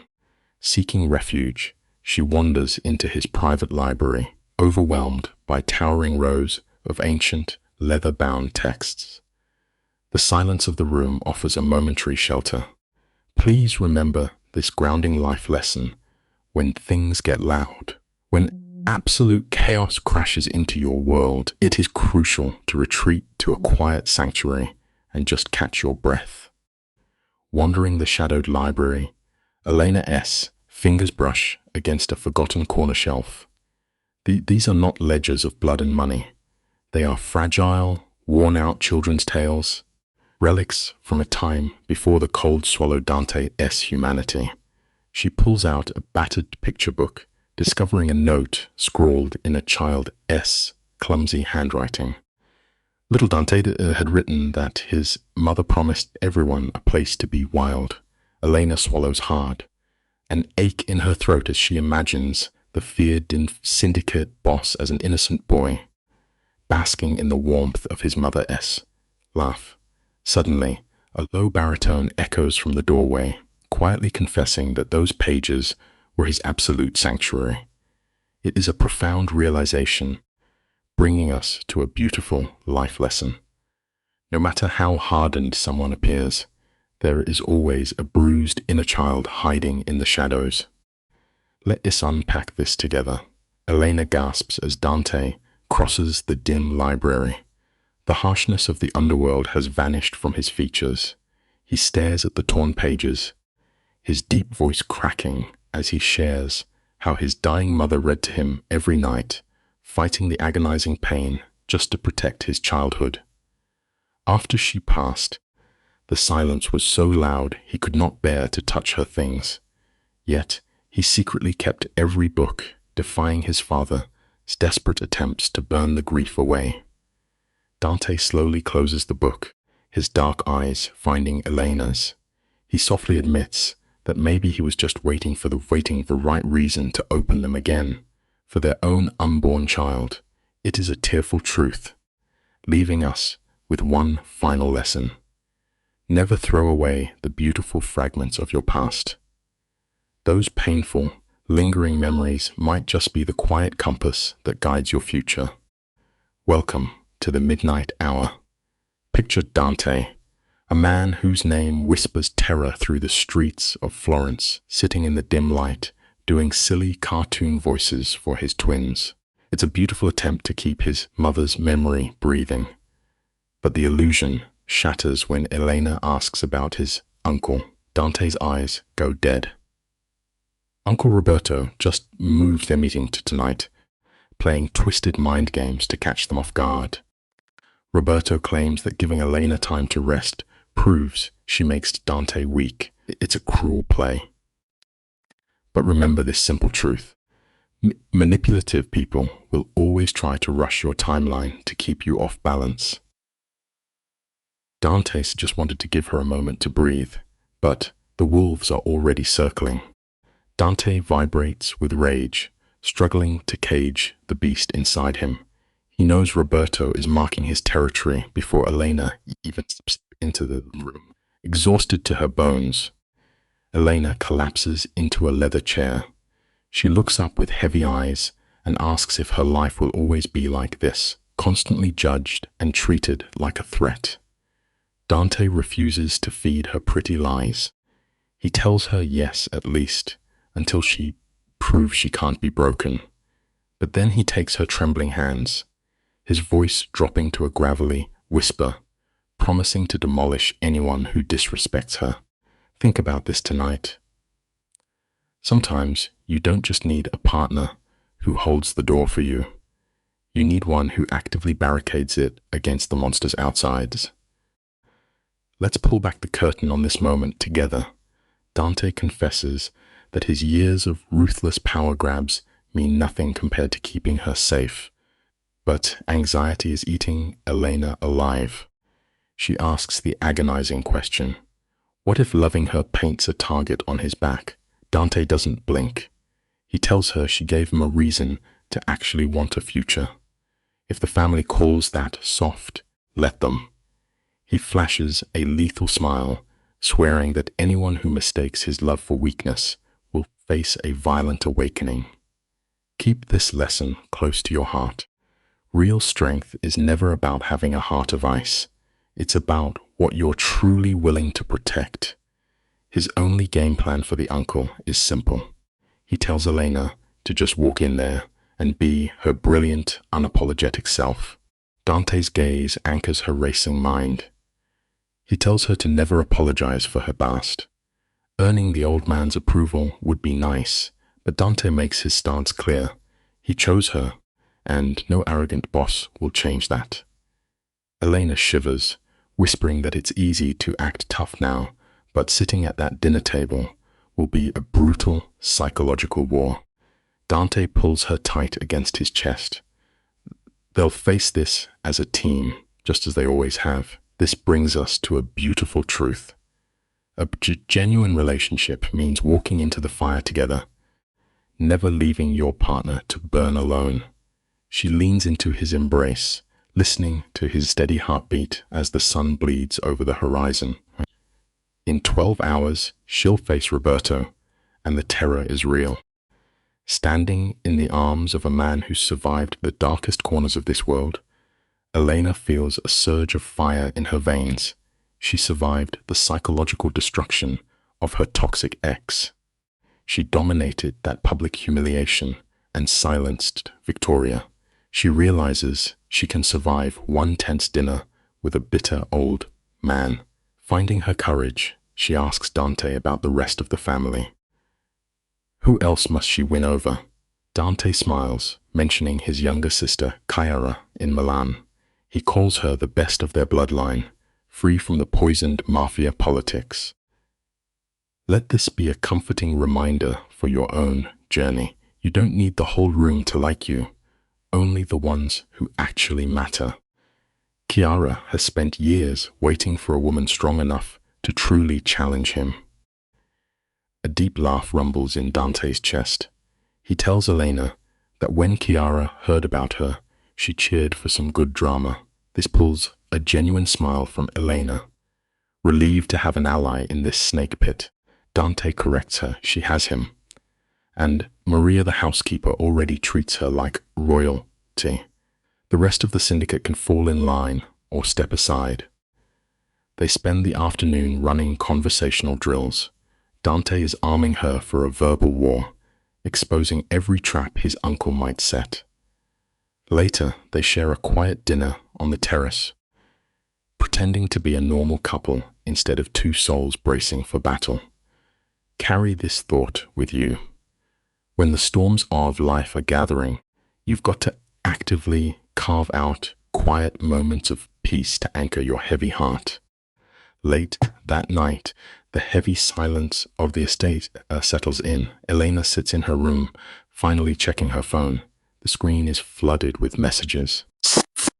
Fake friends are crawling out of the woodwork, desperate for gossip about her and Florence's dangerous bachelor. Then her blood runs completely cold. A text flashes from an unknown number. It tells her to enjoy the fairy tale, claiming she doesn't belong in this dark world, and Dante will realize it soon. It's a chilling jump scare. It could be Marco, Victoria, or a random enemy. But remember this harsh reality. It's always the faceless, cowardly threats that are in the dark that mess with your mind the most. She knows she should take this straight to Dante and let him handle it. You and I have to pause here because her next choice matters. She holds back. Dante is already carrying the crushing weight of his family's judgment. Why drop a phantom stalker onto his shoulders? Just then, Dante steps in, dressed casually, looking devastatingly human. He softly asks if the anxiety is keeping her awake. Elena quickly flips her phone face down. She asks how he survives the soul-crushing pressure of syndicate politics without losing his mind. Dante sits down and strips away his armor. He admits that at 19, he faced his father's ruthless partners, and his hands shook with absolute terror. He'd made mistakes and suffered the consequences. The lesson here is grounding. No matter how unbreakable someone looks today, everyone starts out terrified in the dark. Dante offers a reality check about facing the old man. Perfection is a myth. Tomorrow, she only needs to show Roberto her spine is made of steel. But Elena's heart is hammering, the anonymous text suffocating her. She quietly asks how he'd handle someone playing 6 mind games to destroy his confidence. Instantly, the gentle lover vanishes and the lethal Don resurrects. His voice drops to a dangerous gravel as he demands to know who threatened her. Trembling, she reveals the screen. Violence bleeds into his eyes as he vows to hunt the stalker down and make them suffer. There's a vital lesson written in his reaction. When someone proves they're a threat to your sanctuary, believe them the very first time and do absolutely whatever it takes to protect your peace. Elena tries to play it cool, nervously suggesting it might be a harmless prank.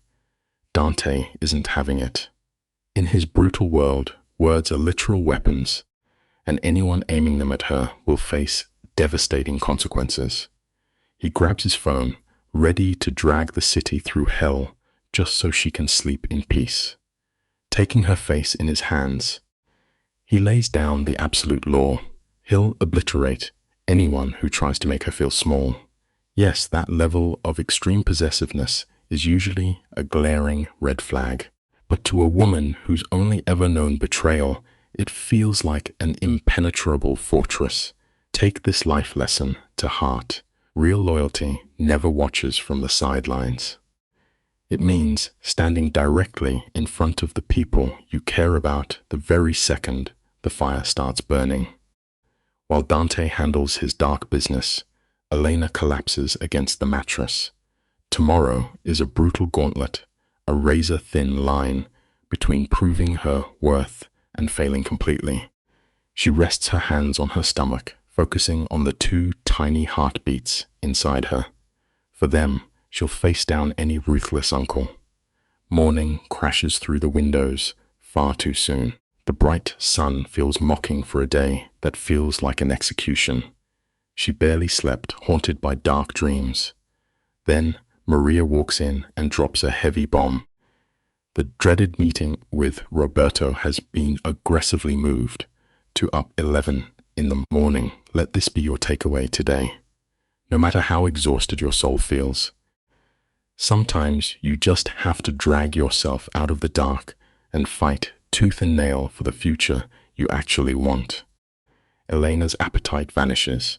By shifting the timeline, Roberto is executing a brutal power move, forcing them to dance to his rhythm to prove he holds absolute authority. The old man plays high-stakes chess while Elena just wants to survive. Swallowing her nausea, she forces down food to keep her baby strong. Then comes the psychological test, dressing for a judgmental Don. Too fancy, she's a gold digger. Too casual, she insults their pride. She chooses a structured navy dress that masks the bump paired with low heels. She aims for unshakable elegance, refusing the flashy games of her past. The lesson is crystal clear. When you must walk into a den of hungry wolves, never try to be something you're not. Just armor yourself in your own quiet confidence. Dante watches her hands tremble, his deep voice wrapping around her in the dark car, promising she looks beautiful. But beneath her skin, Elena is drowning in pure terror. He pulls her close, his eyes heavy with the burden of his crown. He warns her that his uncle Roberto is a hunter of human frailty. Then the young boss lays down a cold truth. Roberto breathes only because Dante permits it. The visit is just an echo of old loyalties from when his father died, but Dante vows that if his uncle crosses the line, blood ties will mean absolutely nothing. We see this painful, dynamic play out so often, do we not? The lesson here is quiet but fierce. You can honor the ghosts of your past, but you must never allow them to disrespect the one your soul fiercely loves. The silence inside that black sedan rolling into Florence is thick enough to choke on. Elena stares blindly past the window, her heart hammering against her ribs. They pull up to Roberto's sprawling stone fortress, a massive tomb built on centuries of old Mafia blood money. The iron gates swing open, and a stone-faced guard escorts them into a suffocating library. Marble statues loom in the shadows, ancient art staring down at her. The entire room is engineered to crush the spirit, to remind you that you are nothing but a speck of dust in their grand, violent history. It is a terrifying psychological trap, but listen closely to what the dark teaches us here. Sometimes, cruel people will weaponize their immense wealth just to make you feel hollow. Never let their cold marble floors trick you into shrinking your own infinite worth. They step deeper into the gloom, and there sits Roberto Valieri. The older man waits behind a heavy oak desk, looking like a ghost of the old regime with his silver hair and immaculate suit. His cold eyes cut through the dim light, scanning Elena like an examiner assessing a body. Noting her simple dress, Dante steps up, making the formal introductions.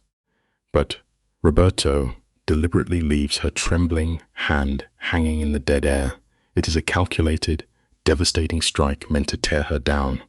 Yet, in that agonizing moment, Elena swallows her fear and forces herself to stand shoulder to shoulder with Dante. The takeaway from this silent war is undeniable. When someone tries to carve away your dignity and make you small, you do not fold. You plant your feet, raise your chin, and stare right into the dark. Roberto wastes no time, his voice slicing through the heavy air as he states the entire city is whispering about her. Elena swallows the lump in her throat and simply agrees. Then, with a cruel flick of his wrist, the older man gestures toward two small chairs positioned far below his desk. It is a classic humiliation tactic. But then the polite mask entirely shatters. Roberto leans forward, his eyes full of pure venom, and calls her a useless distraction. He labels her a walking target who will pull Dante into the grave. It is a brutal assault on her soul. But there is a strange comfort to be found in this absolute cruelty. Sometimes it is a twisted blessing when the wolves show their teeth right away. Knowing exactly where you stand with a hostile force gives you the clarity you need to plot your survival. Before Dante can shield her from the fire, Elena steps off the ledge herself.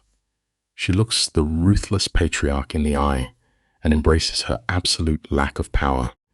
She admits she knows nothing of his bloody empire. For a heartbeat, the old boss is genuinely thrown off balance. Then, Elena drives the blade home. She reminds him that his hand-picked golden girl, Victoria, literally betrayed Dante in his own bed with a rival. She strips away the Mafia glamour and exposes the filthy betrayal. You and I can take a vital piece of wisdom from this late-night confession. When you lay your deepest flaws out in the open, you strip your demons of their ammunition. By claiming your own weakness first, you become utterly untouchable, leaving your enemies drowning in their own ugly hypocrisy. Hidden beneath the heavy desk, Dante's hand wraps around hers, his grip tight with fierce, unspoken pride. Roberto leans back into the shadows, studying her as if a lamb had just bared fangs. He coldly warns her that women who speak too loudly in this violent life only invite tragedy. But Elena refuses to be buried in his threats. She fires back, her voice shaking but clear, declaring that strong women only threaten fragile men who desire slaves instead of equals. The suffocating silence that follows is deafening. You could hear a pin drop as Roberto calculates his next move, pivoting to interrogate her about her father. We all need to remember this undeniable truth. Never apologize for the steel in your spine. A true, enduring love is forged between equal souls, never born from quiet submission.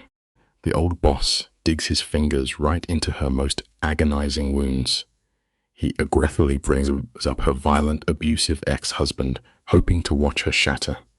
Instead, Elena holds his icy stare. She confesses the painful truth, admitting she once believed love required enduring agony. But her voice rises from the ashes as she declares she broke those chains and walked away. She tells him straight up that getting pregnant by a mafia boss was no calculated scheme. It was simply the chaotic reality of life. Roberto sits there, his fingers tapping a slow, lethal rhythm. The beautiful takeaway hidden in this painful exchange is profound.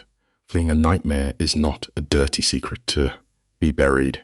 Walking away from the hands that hurt you is a badge of absolute honor, proving the breathtaking resilience of your own heart.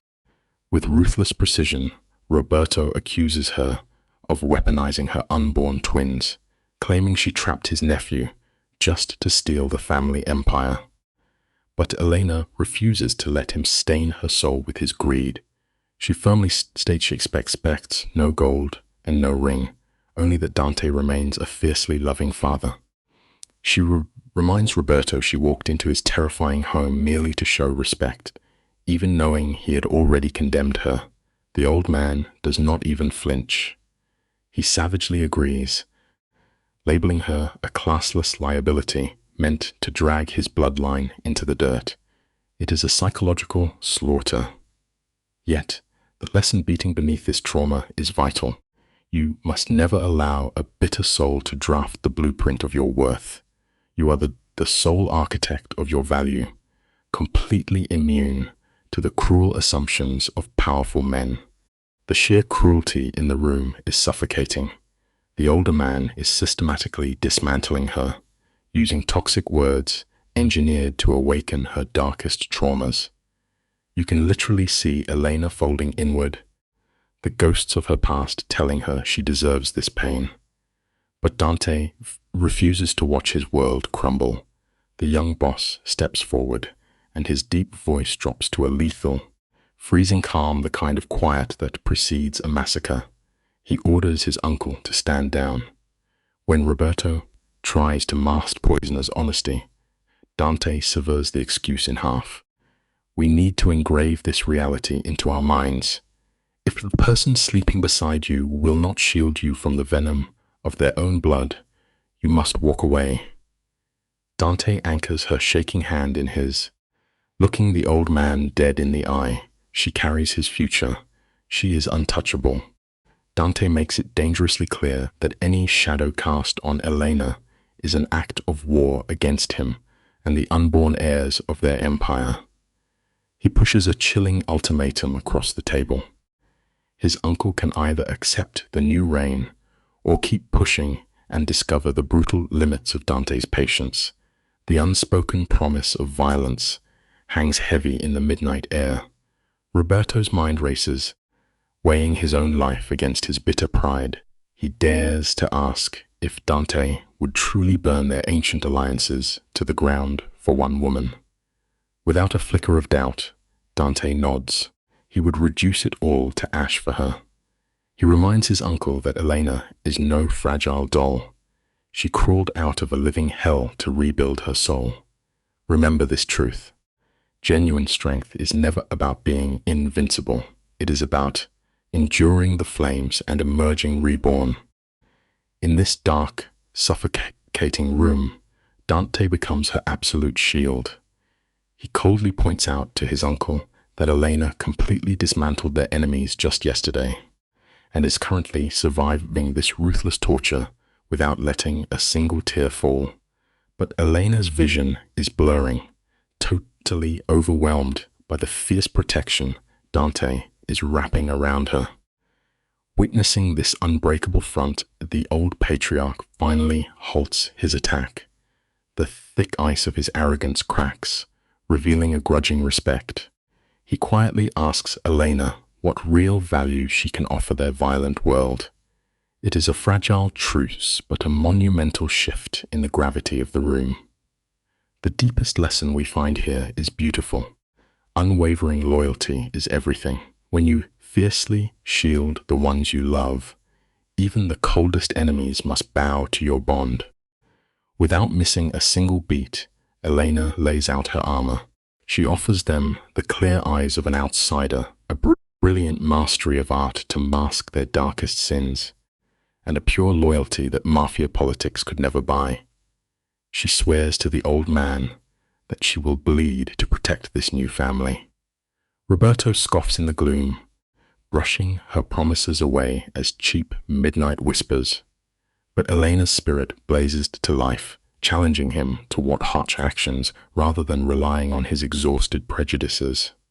Finally, the terrible ticking of the clock fades. Roberto agrees to stay his hand, but drops one last, chilling promise into the dark. If she falters, he will bury her without a second thought. The ultimate truth here is inescapable. Beautiful words may unlock the heavy doors of life, but only your relentless actions can secure your place inside. The words leave her lips like cracked ice. "I understand," Elena murmurs, her blood running cold while her face remains a perfect, unreadable mask. Roberto offers a calculated nod, dismissing her while ordering Dante to remain behind, a brutal move of pure dominance. Dante's eyes meet hers, flashing a silent warning, but she holds her ground. Left alone in the hall with the ghosts of the Valerie ancestors, staring down from their oil canvases, the sheer terror finally grips her lungs.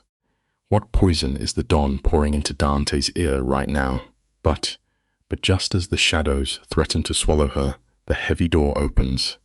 An elegant woman steps through, a genuine smile breaking the suffocating gloom. It is a quiet reminder for all of us. Even in the darkest, most unforgiving rooms, you can always find a sliver of unexpected light. The stranger gestures to the grim portraits on the wall, her laugh echoing softly. She jokes that Roberto only keeps them around to make his guests sweat. Elena blinks, disoriented, asking if she is on the payroll. The woman's laughter brightens the dreary hall, not even close. This is Chiara, Dante's estranged sister, who drove all the way from Milan just to meet the woman, turning their underworld completely upside down.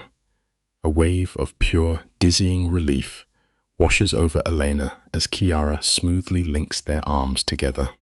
She whispers that they need to flee this house of horrors for a decent cup of coffee. Elena hesitates, her heart still anchored to the closed door where Dante fights his battles. But listen, you and I both know the truth. When you find yourself drowning in a pit of vipers, you never let go of the one friendly hand reaching out to pull you to safety. Chiara waves off the concern, predicting those proud men will be locked in a bitter shouting match for hours. Besides, she wants the real story, promising not to cross-examine Elena like the rest of the family. Surrendering leaves her is a message and steps out into the brilliant Florence sunlight. They slip into a quiet cafe hidden from the ruthless eyes of the syndicate.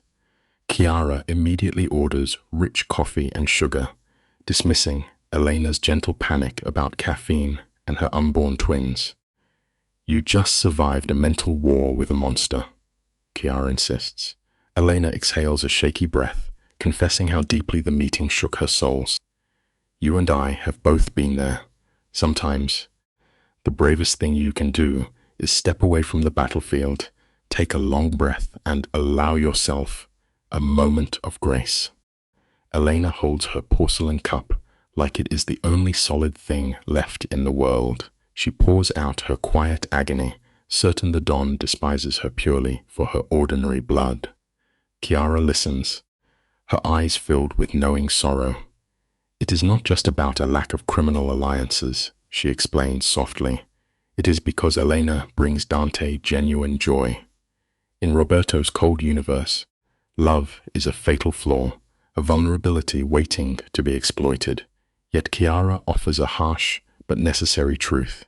If Elena stands tall and proves her silent strength, Roberto will eventually bow to respect. And in their dark world, respect is the ultimate currency."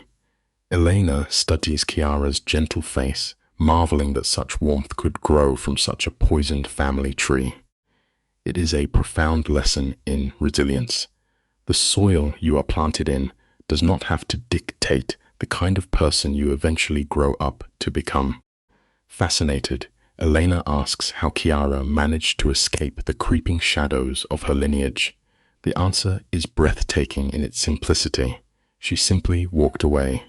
She married a quiet doctor, turned her back on the blood money, and vanished to Milan. Roberto disowned her, a punishment she wears like a badge of absolute honor.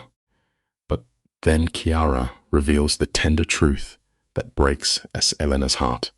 Dante had called his sister in the dead of night, pleading for her to protect Elena from the family's cruelty. He has never let his guard down for anyone, Chiara murmurs, meaning Elena has done the impossible. A massive, crushing weight lifts from Elena's chest, leaving tears shining in her tired eyes. She finally has a true ally. It teaches us a difficult truth about survival. Sometimes walking away from everything expected of you is the only way to finally breathe.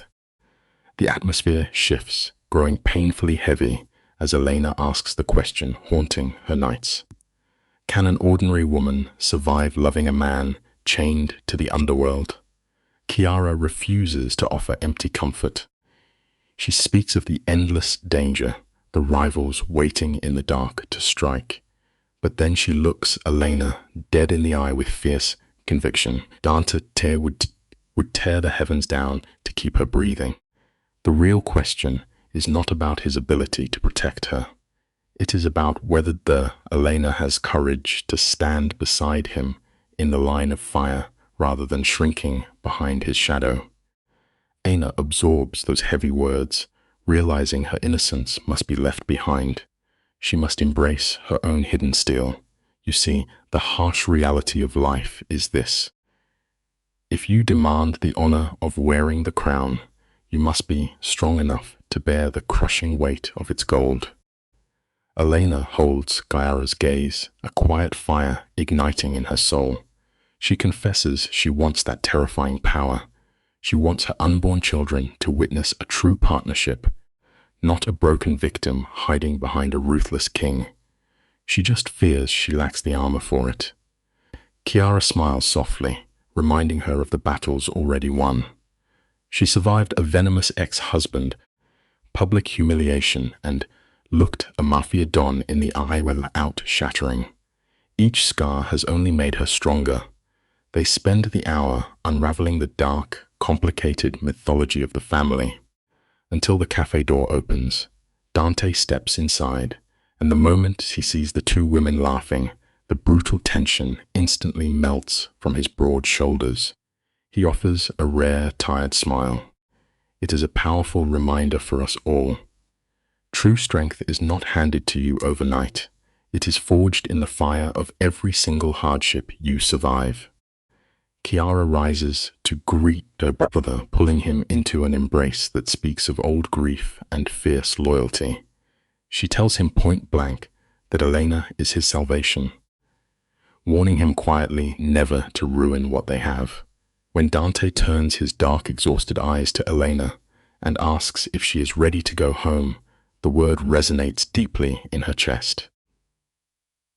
Home is no longer a lonely apartment, but a sanctuary of marble and quiet devotion. As their car glides through the ancient romantic streets of Florence, Elena rests her head against the glass. She faced down the devil himself today and walked away with her soul intact. You and I both know the quiet victory of finding a true ally in a hostile room. It is a vital lesson. The right friend can completely change the tide of your darkest war. But as the city lights blur, anxiety creeps back. She finally asks what Roberto said when the doors closed.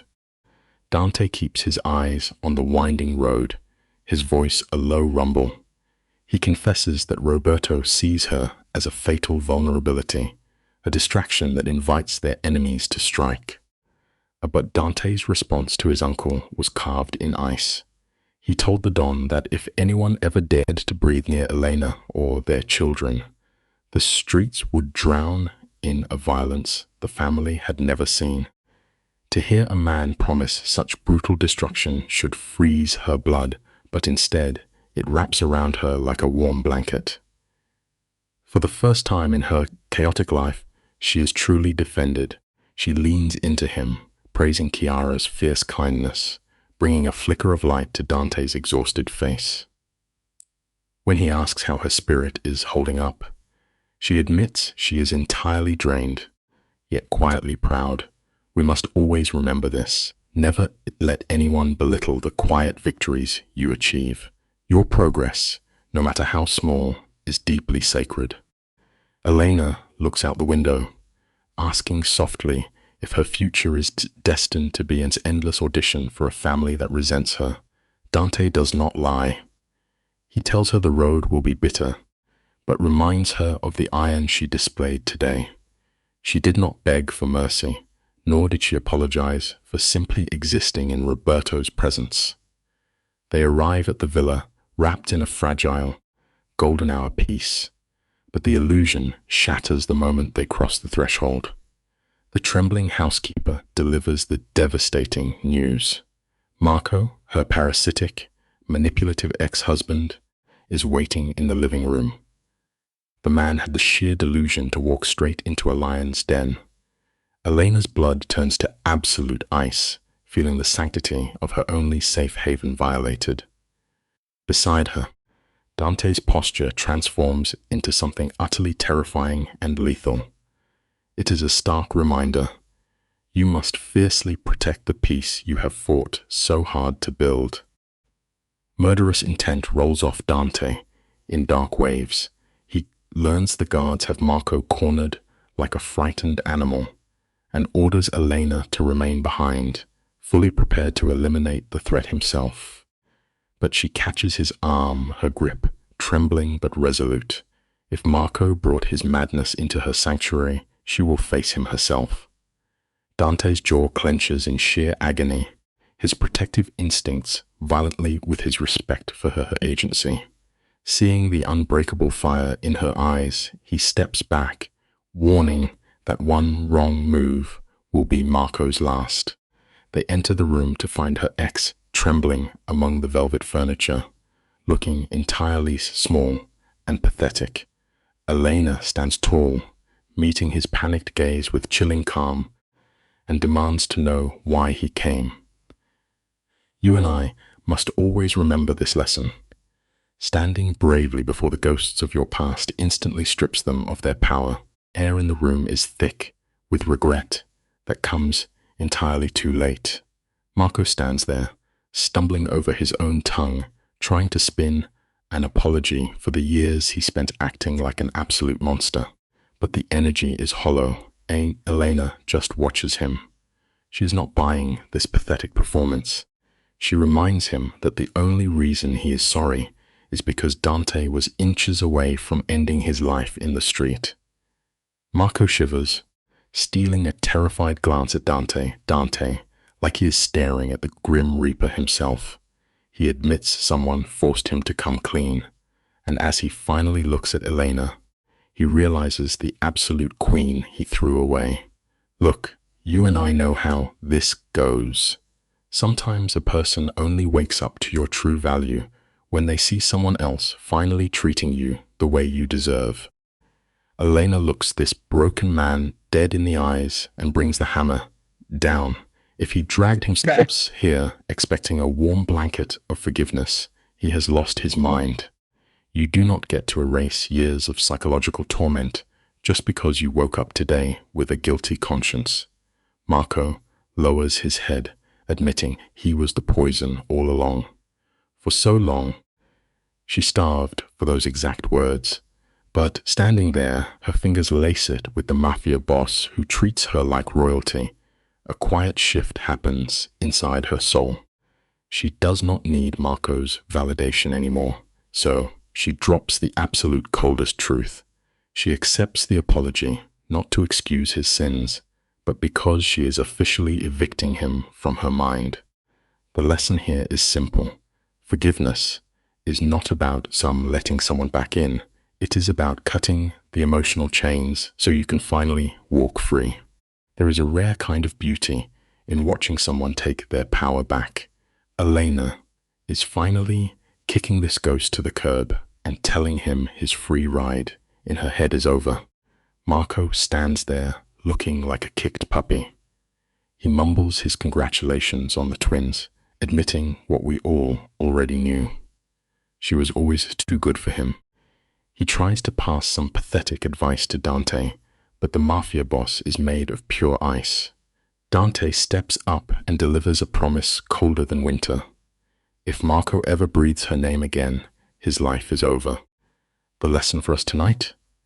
Knowing your own worth is the most powerful move you can make on this earth.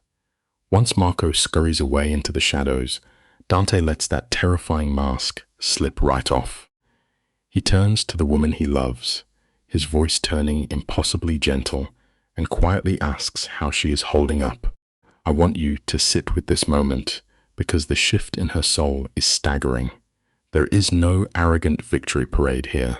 Honestly, Elena just feels incredibly light.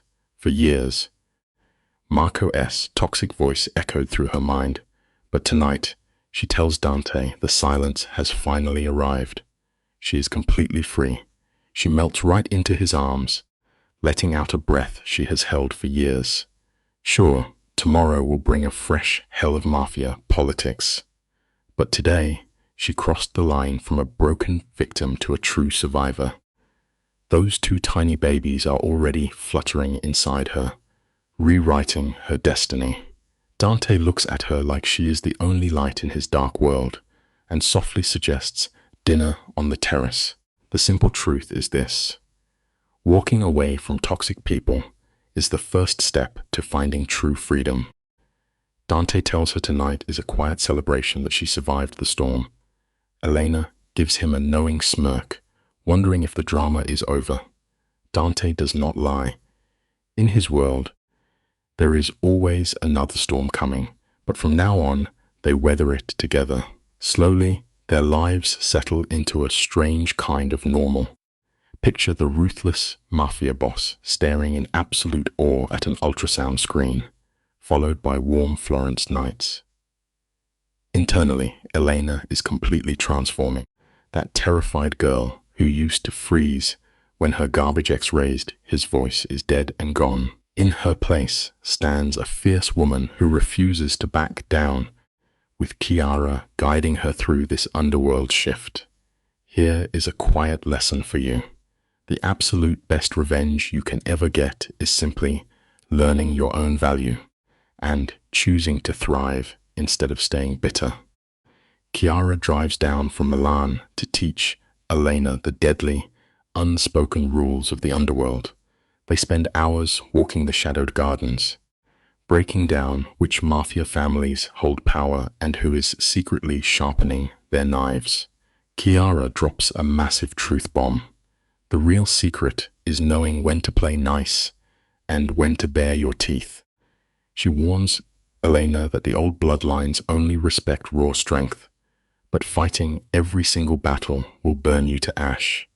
Chiara looks at the ultrasound photos of the twin boys and laughs, predicting Dante will be terrified. He will see his own violent past in them and go overboard protecting them. She was completely right. As Elena hits her second trimester, Dante literally doubles the armed guards. The lesson is clear. Pick your battles wisely, because protecting your own peace is always better than proving you are tough. Dante is spiraling into absolute paranoia. He has armed guards shadowing Elena everywhere, and half of Florence is suddenly off limits. Finally, the pressure breaks her. When Dante tries to pull the plug on her gallery event, Elena snaps. She tells him he is suffocating her and refuses to live in a golden cage. Dante clenches his jaw, insisting he is only trying to keep her breathing. Elena stands tall, hands resting protectively on her baby bump, and hits him with the cold reality. She survived years of torture from Marco. She can handle an art show. Dante slips up, arguing that Marco was cruel, but he was tea, and then he freezes. Elena catches the hesitation instantly. Was Marco not dangerous like his rivals? She demands he stop keeping her in the dark. The room goes absolutely dead silent. Listen, a true relationship is always built on total transparency, not overprotective cages. Dante lets out a heavy sigh, running a tired hand through his hair. He finally drops the ugly truth. The brutal men in the syndicate hate that he chose her. In their cold eyes, she is nothing but his ultimate weakness. Worse, his rivals might target her or the unborn twins just to watch him burn. He begs her to see that this suffocating security is not about control. It is strictly about keeping her alive. Elena sinks into her chair as the dark reality of loving a mafia boss washes over her. But look at how far she has come. She meets his gaze and firmly states she refuses to live trembling in the shadows or raise their sons to be terrified of the world. Dante goes entirely quiet, floored by her unshakable bravery. Here is the takeaway. Never let the paralyzing fear of what might happen tomorrow stop you from actually living your life today. Dante strips away his armor and admits the truth. He is paralyzed by the thought of losing her, and that fear turned him into a control freak. They sit down and strike a powerful compromise. She promises to take the mafia threats seriously if he treats her as an equal. Dante steps close, resting his hand on her belly just as one of the twins kicks against his palm. He smiles softly, whispering that they are strong, exactly like their mother. Elena fires right back, warning they better be strong to survive the dark world he runs. Fast forward to the crisp autumn air.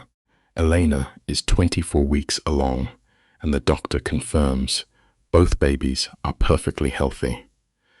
But then he casually drops the heaviest question of all. Have they thought about names yet?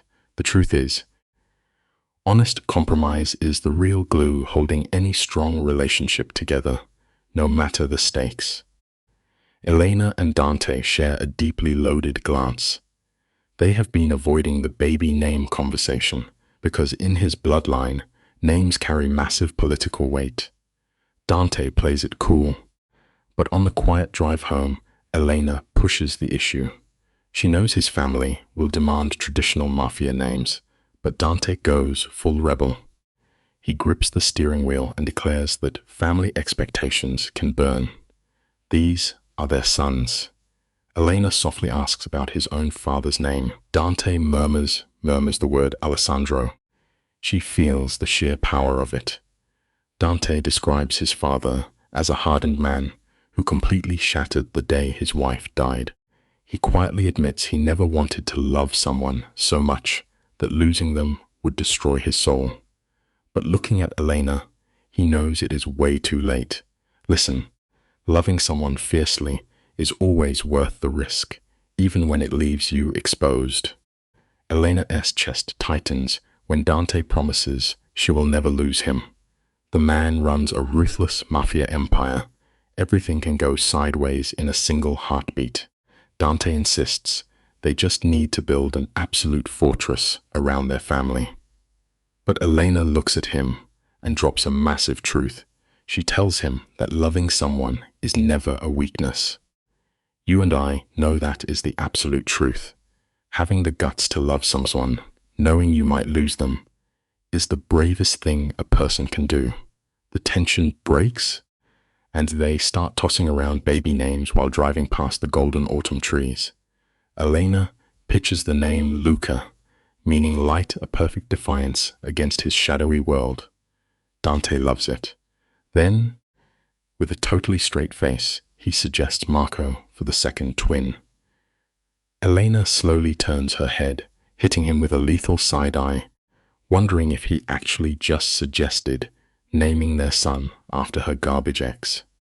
Let me tell you, Dante wasn't talking about ghosts from her romantic past. He meant his grandfather, the man who taught him a heavy truth. True strength isn't found in a closed fist. Sometimes, the ultimate power move is simply showing mercy. So simple. Remember that, because learning to walk away is a lesson that might just save your soul. Elena chooses the names Luca and Marco. The cold stone of the villa softens. The housekeeper weeps, and even the stone-faced guard smiles. But peace in the underworld is just a quiet breath between wars. 2 nights later, the illusion shatters. Elena sits in the nursery, only to hear the brutal fire of Dante screaming in Italian down the hall. She finds him pacing the floor, a caged animal, boiling with absolute, terrifying rage. Dante turns to her, forcing a mask of calm, but Elena sees the violent storm raging in his eyes. He drops the phone, and with it the devastating truth. Someone sold them out. Her entire pregnancy, every medical record, the due date, the names they just whispered in secret, is bleeding across the internet. The world is watching. Elena feels the floor drop. It had to be someone close, someone they trusted. Here is the bitter truth you and I must accept. Once a secret leaves your mouth, it no longer belongs to you, and you can never force it back into the dark. Dante stands there, frozen in his fury. When she asks about fighting back, he just holds her shoulders. The damage is done, he whispers, looking utterly broken as he begs for her forgiveness. He stands tearing himself apart, drowning in the guilt of failing to shield the woman he loves. Elena pulls him close, promising it isn't his fault, even as her own heart shatters over her stolen privacy. By sunrise, the villa is a fortress under siege. Her phone vibrates relentlessly, and paparazzi swarm the iron gates like vultures. The papers are drawing cruel lines between her and his past flames. Dante begs her to stay hidden until the fire burns out. Sometimes stepping away from the noise instead of fighting every single battle is the only way to guard your peace. That is a lesson worth holding on to. Elena wants to play the brave soldier, but the thought of those flashing cameras tearing her life down to the bone leaves her physically sick.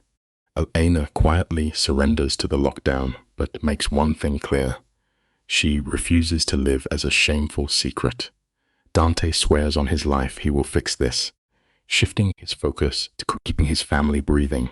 He unleashes the terrifying weight of his syndicate. 48 hours later, the rat is dragged into the light.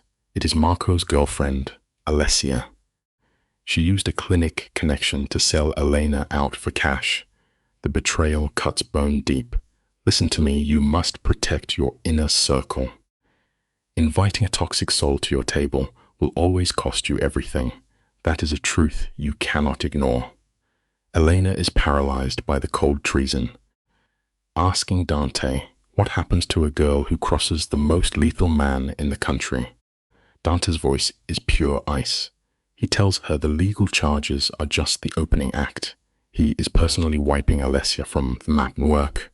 No friends, no future. In Florence. He is making her a walking ghost. Elena's chest aches for Marco, who knew nothing of the venom in his bed. But Dante feels zero pity.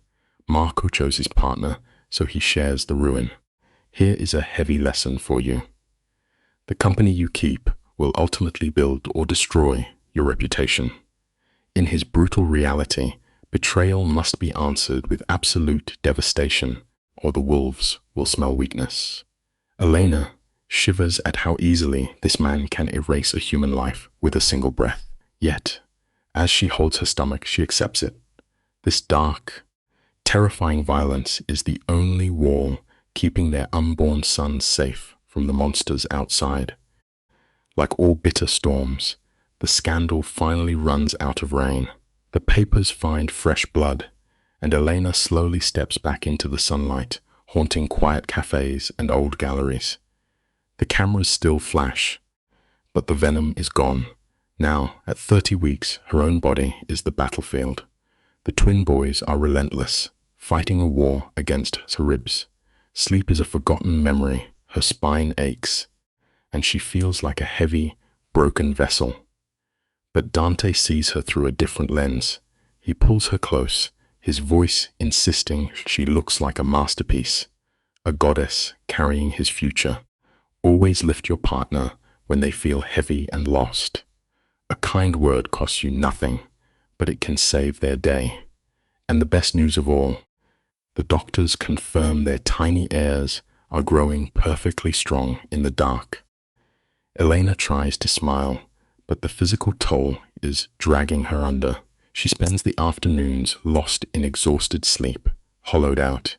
The quiet shatters when Dante's sister, Chiara, bursts into the bedroom. Her face is pale, and Elena's pulse instantly races. Chiara drops the hammer. Their ruthless uncle Roberto has just called an emergency gathering of the families. The old snake claims Dante's obsession with Elena is poisoning the empire. He is weaponizing her unborn children to rip the crown from Dante's head. You have to remember, sometimes the sharpest knives are held by the people sharing your blood. That is a painful truth. Chiara swears Dante is ready for war, but she knows Roberto. The old man will never rest until he is buried in the earth or sitting on Dante's throne. As the vile truth settles in, Elena's fear burns away, leaving only white-hot rage. Roberto's grand vision is a nightmare. He wants Dante chained to a proper Mafia bride, while Elena rots in the shadows as a dirty secret. He wants her babies, but not her. Chiara is sick to her stomach over the betrayal. Elena demands to know where her man is.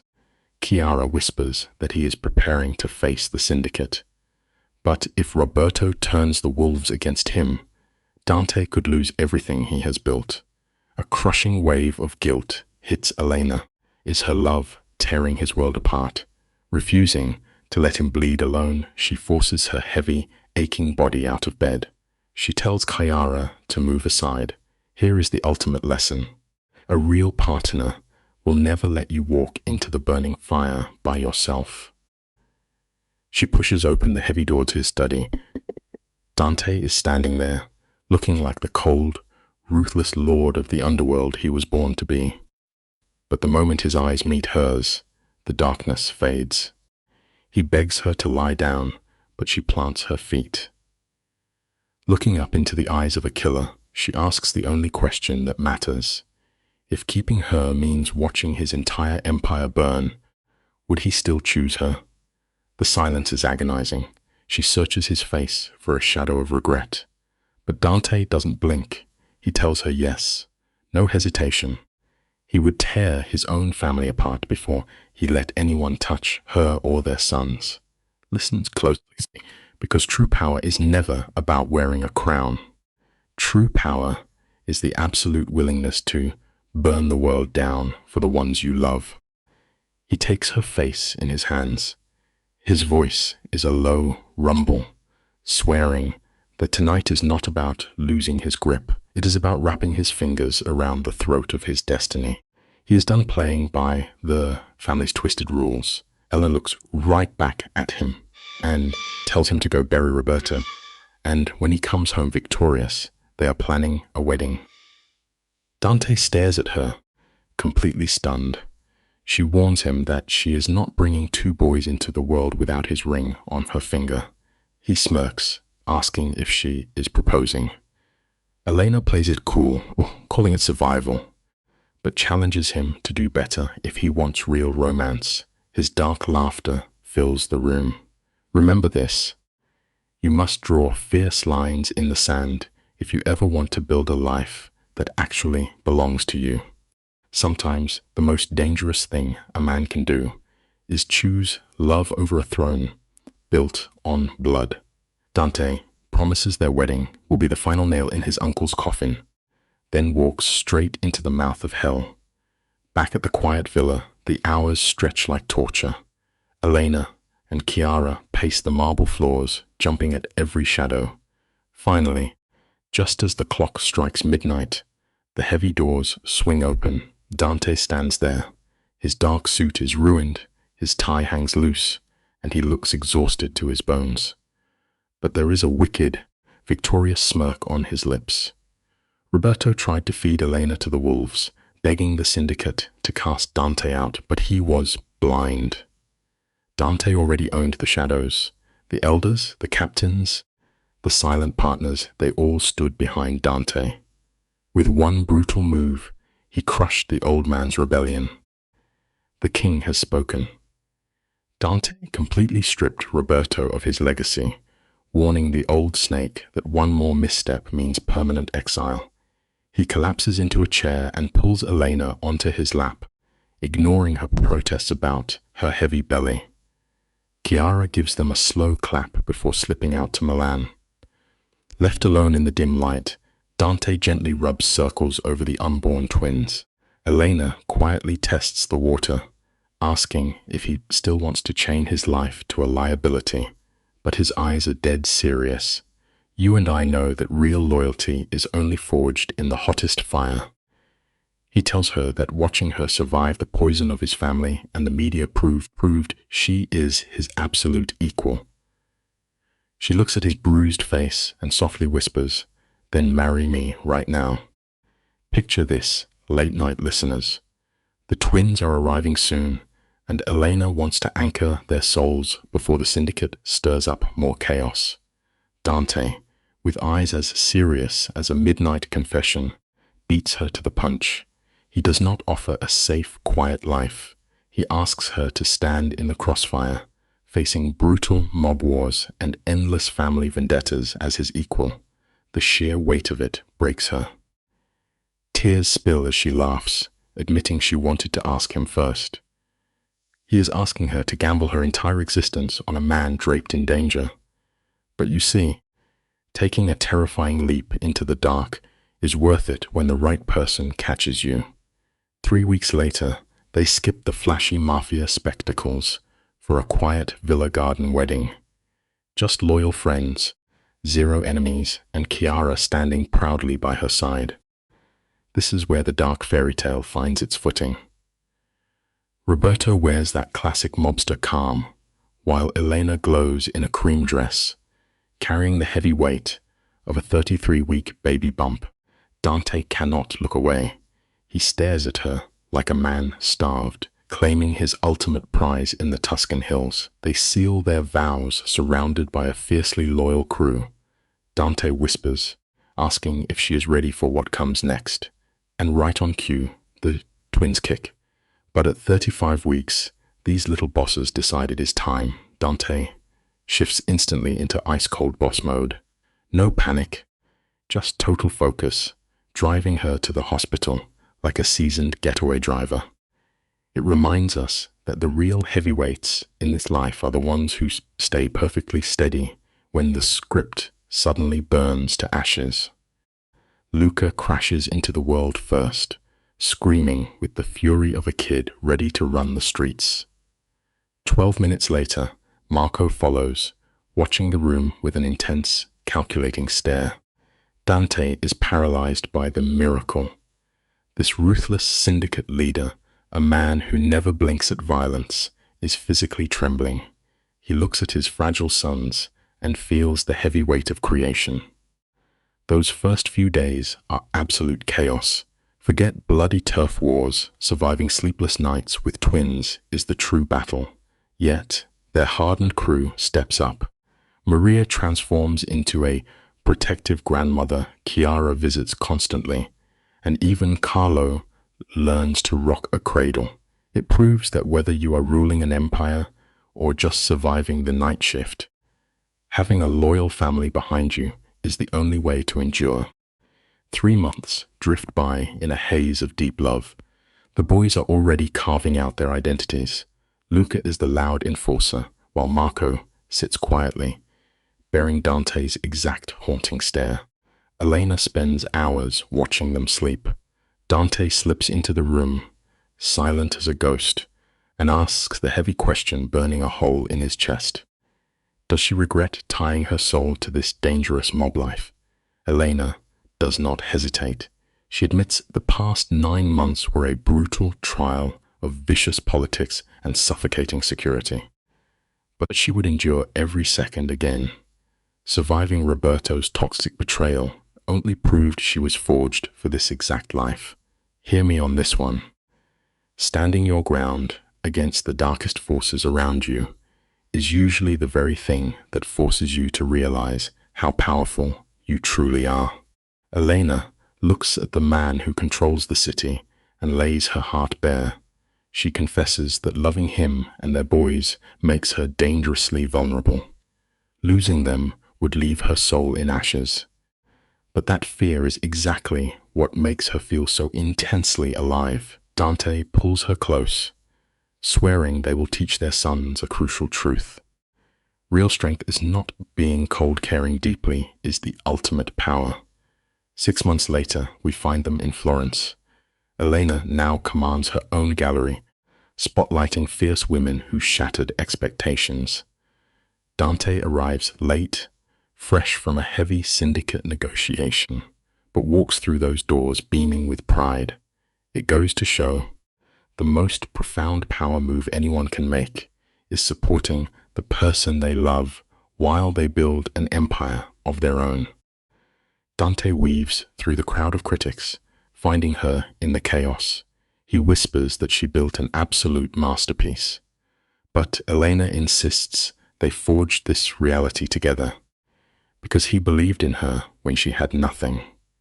With the twins safely guarded at home, the couple takes a breath, walking the moonlit streets of Florence. The air is heavy with nostalgia. Elena smiles, thinking back to the day they met 4 years ago. She had been lecturing a mysterious stranger about the meaning of choice in a classic painting.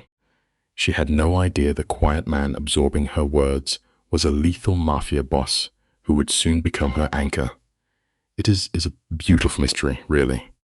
You never know when a random conversation with a stranger is the exact moment the universe decides to completely rewrite your destiny. Dante pulls a slow smirk, asking if she would have run if she knew there was blood on his hands that day. Elena does not lie. She admits the fragile girl she used to be would have bolted. But here is the shift. She looks back at the agonizing pain and betrayals that shattered her, realizing it was all necessary fire.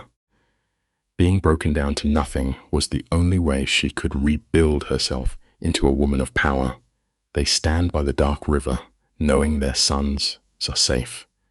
Elena whispers that she is profoundly grateful for every scar, every brutal hit from their enemies, dragged them to this quiet triumph. It is a harsh truth we all have to face. Sometimes, the only foundation solid enough to build an unbreakable fortress on is rock bottom itself. Turns to study the Don's shadowed face. This man stood like a wall between her and those who wanted her erased. When the syndicate demanded he cut her loose, he chose her. Dante looks deeply into her eyes, his voice a low rumble, and tells her he loves her. Elena smiles, firing back that she loves him too, despite him being an impossibly stubborn, overprotective boss. That dark intensity is exactly why their souls fit perfectly. Hand in hand, they wander back through the ancient cobblestones. They know morning will bring a chaotic reality check. Baby Luca is teething with a vengeance, and the gallery demands attention. Here is the raw truth about happily ever after. Even when the smoke clears and you win the war, you still have to wake up every day and do the heavy lifting to keep your empire alive. Dante has brutal syndicate meetings waiting at dawn, but tonight they are the undisputed victors. They unraveled the secret Elena used to look for in classic paintings. Profound beauty is only revealed after you survive absolute darkness. The frightened girl who once absorbed the cruelty of enemies is gone. In her place stands Elena Valieri, a formidable boss in her own right. She learned that cowering behind a dangerous man is an illusion. True security is knowing how to protect yourself. Their bond thrives because they stand as equals, refusing to cage one another. Listen closely to this. A legendary life is never built on a flawless history. It is built by gathering the shattered, bleeding pieces of your past and throwing them into the fire until they forge a blade no enemy can ever break. As Florence fades into silence and the twins sleep behind a fortress of guards, clarity washes over Elena. Home was never a physical place. It is the fiercely loyal family standing with you in the dark. This night is not a conclusion. It is the dawn of a new era. Whatever twisted vendettas the underworld cooks up next, she will never face them alone. She stands beside a man who saw her worth when the world tried to throw her away. Now, they are raising two boys to walk through the fire unburned, and you and I both know how vicious reality can be. It will try to break your spirit every single day. But if you have the courage to choose fierce love over the comfort of fear, you have already conquered the game. In a life this dark, that is the only victory that truly matters. Step into the dark with me tonight. Let us look at a woman standing on the edge. They say the deepest pain strikes when your entire world collapses in front of a crowd. Right now, on a bright, unforgiving street in Florence, Elena is living that exact nightmare. Her ex-husband, a man who broke her soul, is laughing. The tourists passing by are just eating their gelato, completely blind to the woman shattering beside them. Her groceries spill onto the cobblestones. But here is the secret weighing heavy. Under a dress, she is carrying twins, and the man who fathered them, he is watching from the shadows. A syndicate boss whose very name freezes blood. A quick lesson for tonight: never corner a quiet soul, because you never know who stands guard in their darkness. Dante Alighieri's Defense of Elena teaches a strong lesson about what love should look like. When Marco humiliates Elena in front of strangers, Dante does not stay silent. He steps forward, challenges Marco's cruelty, exposes the truth, and forces him to apologize. More importantly, Dante does not defend Elena because she is weak. He defends her because she deserves respect. This distinction matters. In a healthy relationship, protecting should not make a person feel helpless. It should remind them that they are worthy of being treated with dignity. Marco used his voice to shrink Elena. Dante uses his voice to restore what Marco tried to destroy. He tells her that she is intelligent, beautiful, strong, and valuable. He does not treat her pregnancy as a trap or a scandal. He publicly claims responsibility and makes it clear that Elena and the twins matter to him. This teaches viewers that real love does not hide when circumstances become difficult. Real love stands beside someone when the world is watching. However, the story also shows that love must be more than dramatic protection. Later, Dante asks Elena what she wants, instead of simply deciding her future for her. That is where his love becomes educationally meaningful. He gives her support, but he also gives her choice. Many people confuse possession with love, especially in stories involving powerful men. Dante's qualities appear when he respects Elena's feelings and listens to her fears. The lesson is that love should make someone feel safer, stronger, and more seen. It should never make them smaller, ashamed, or trapped. Elena's story teaches that a loving partner does not use your wounds against you.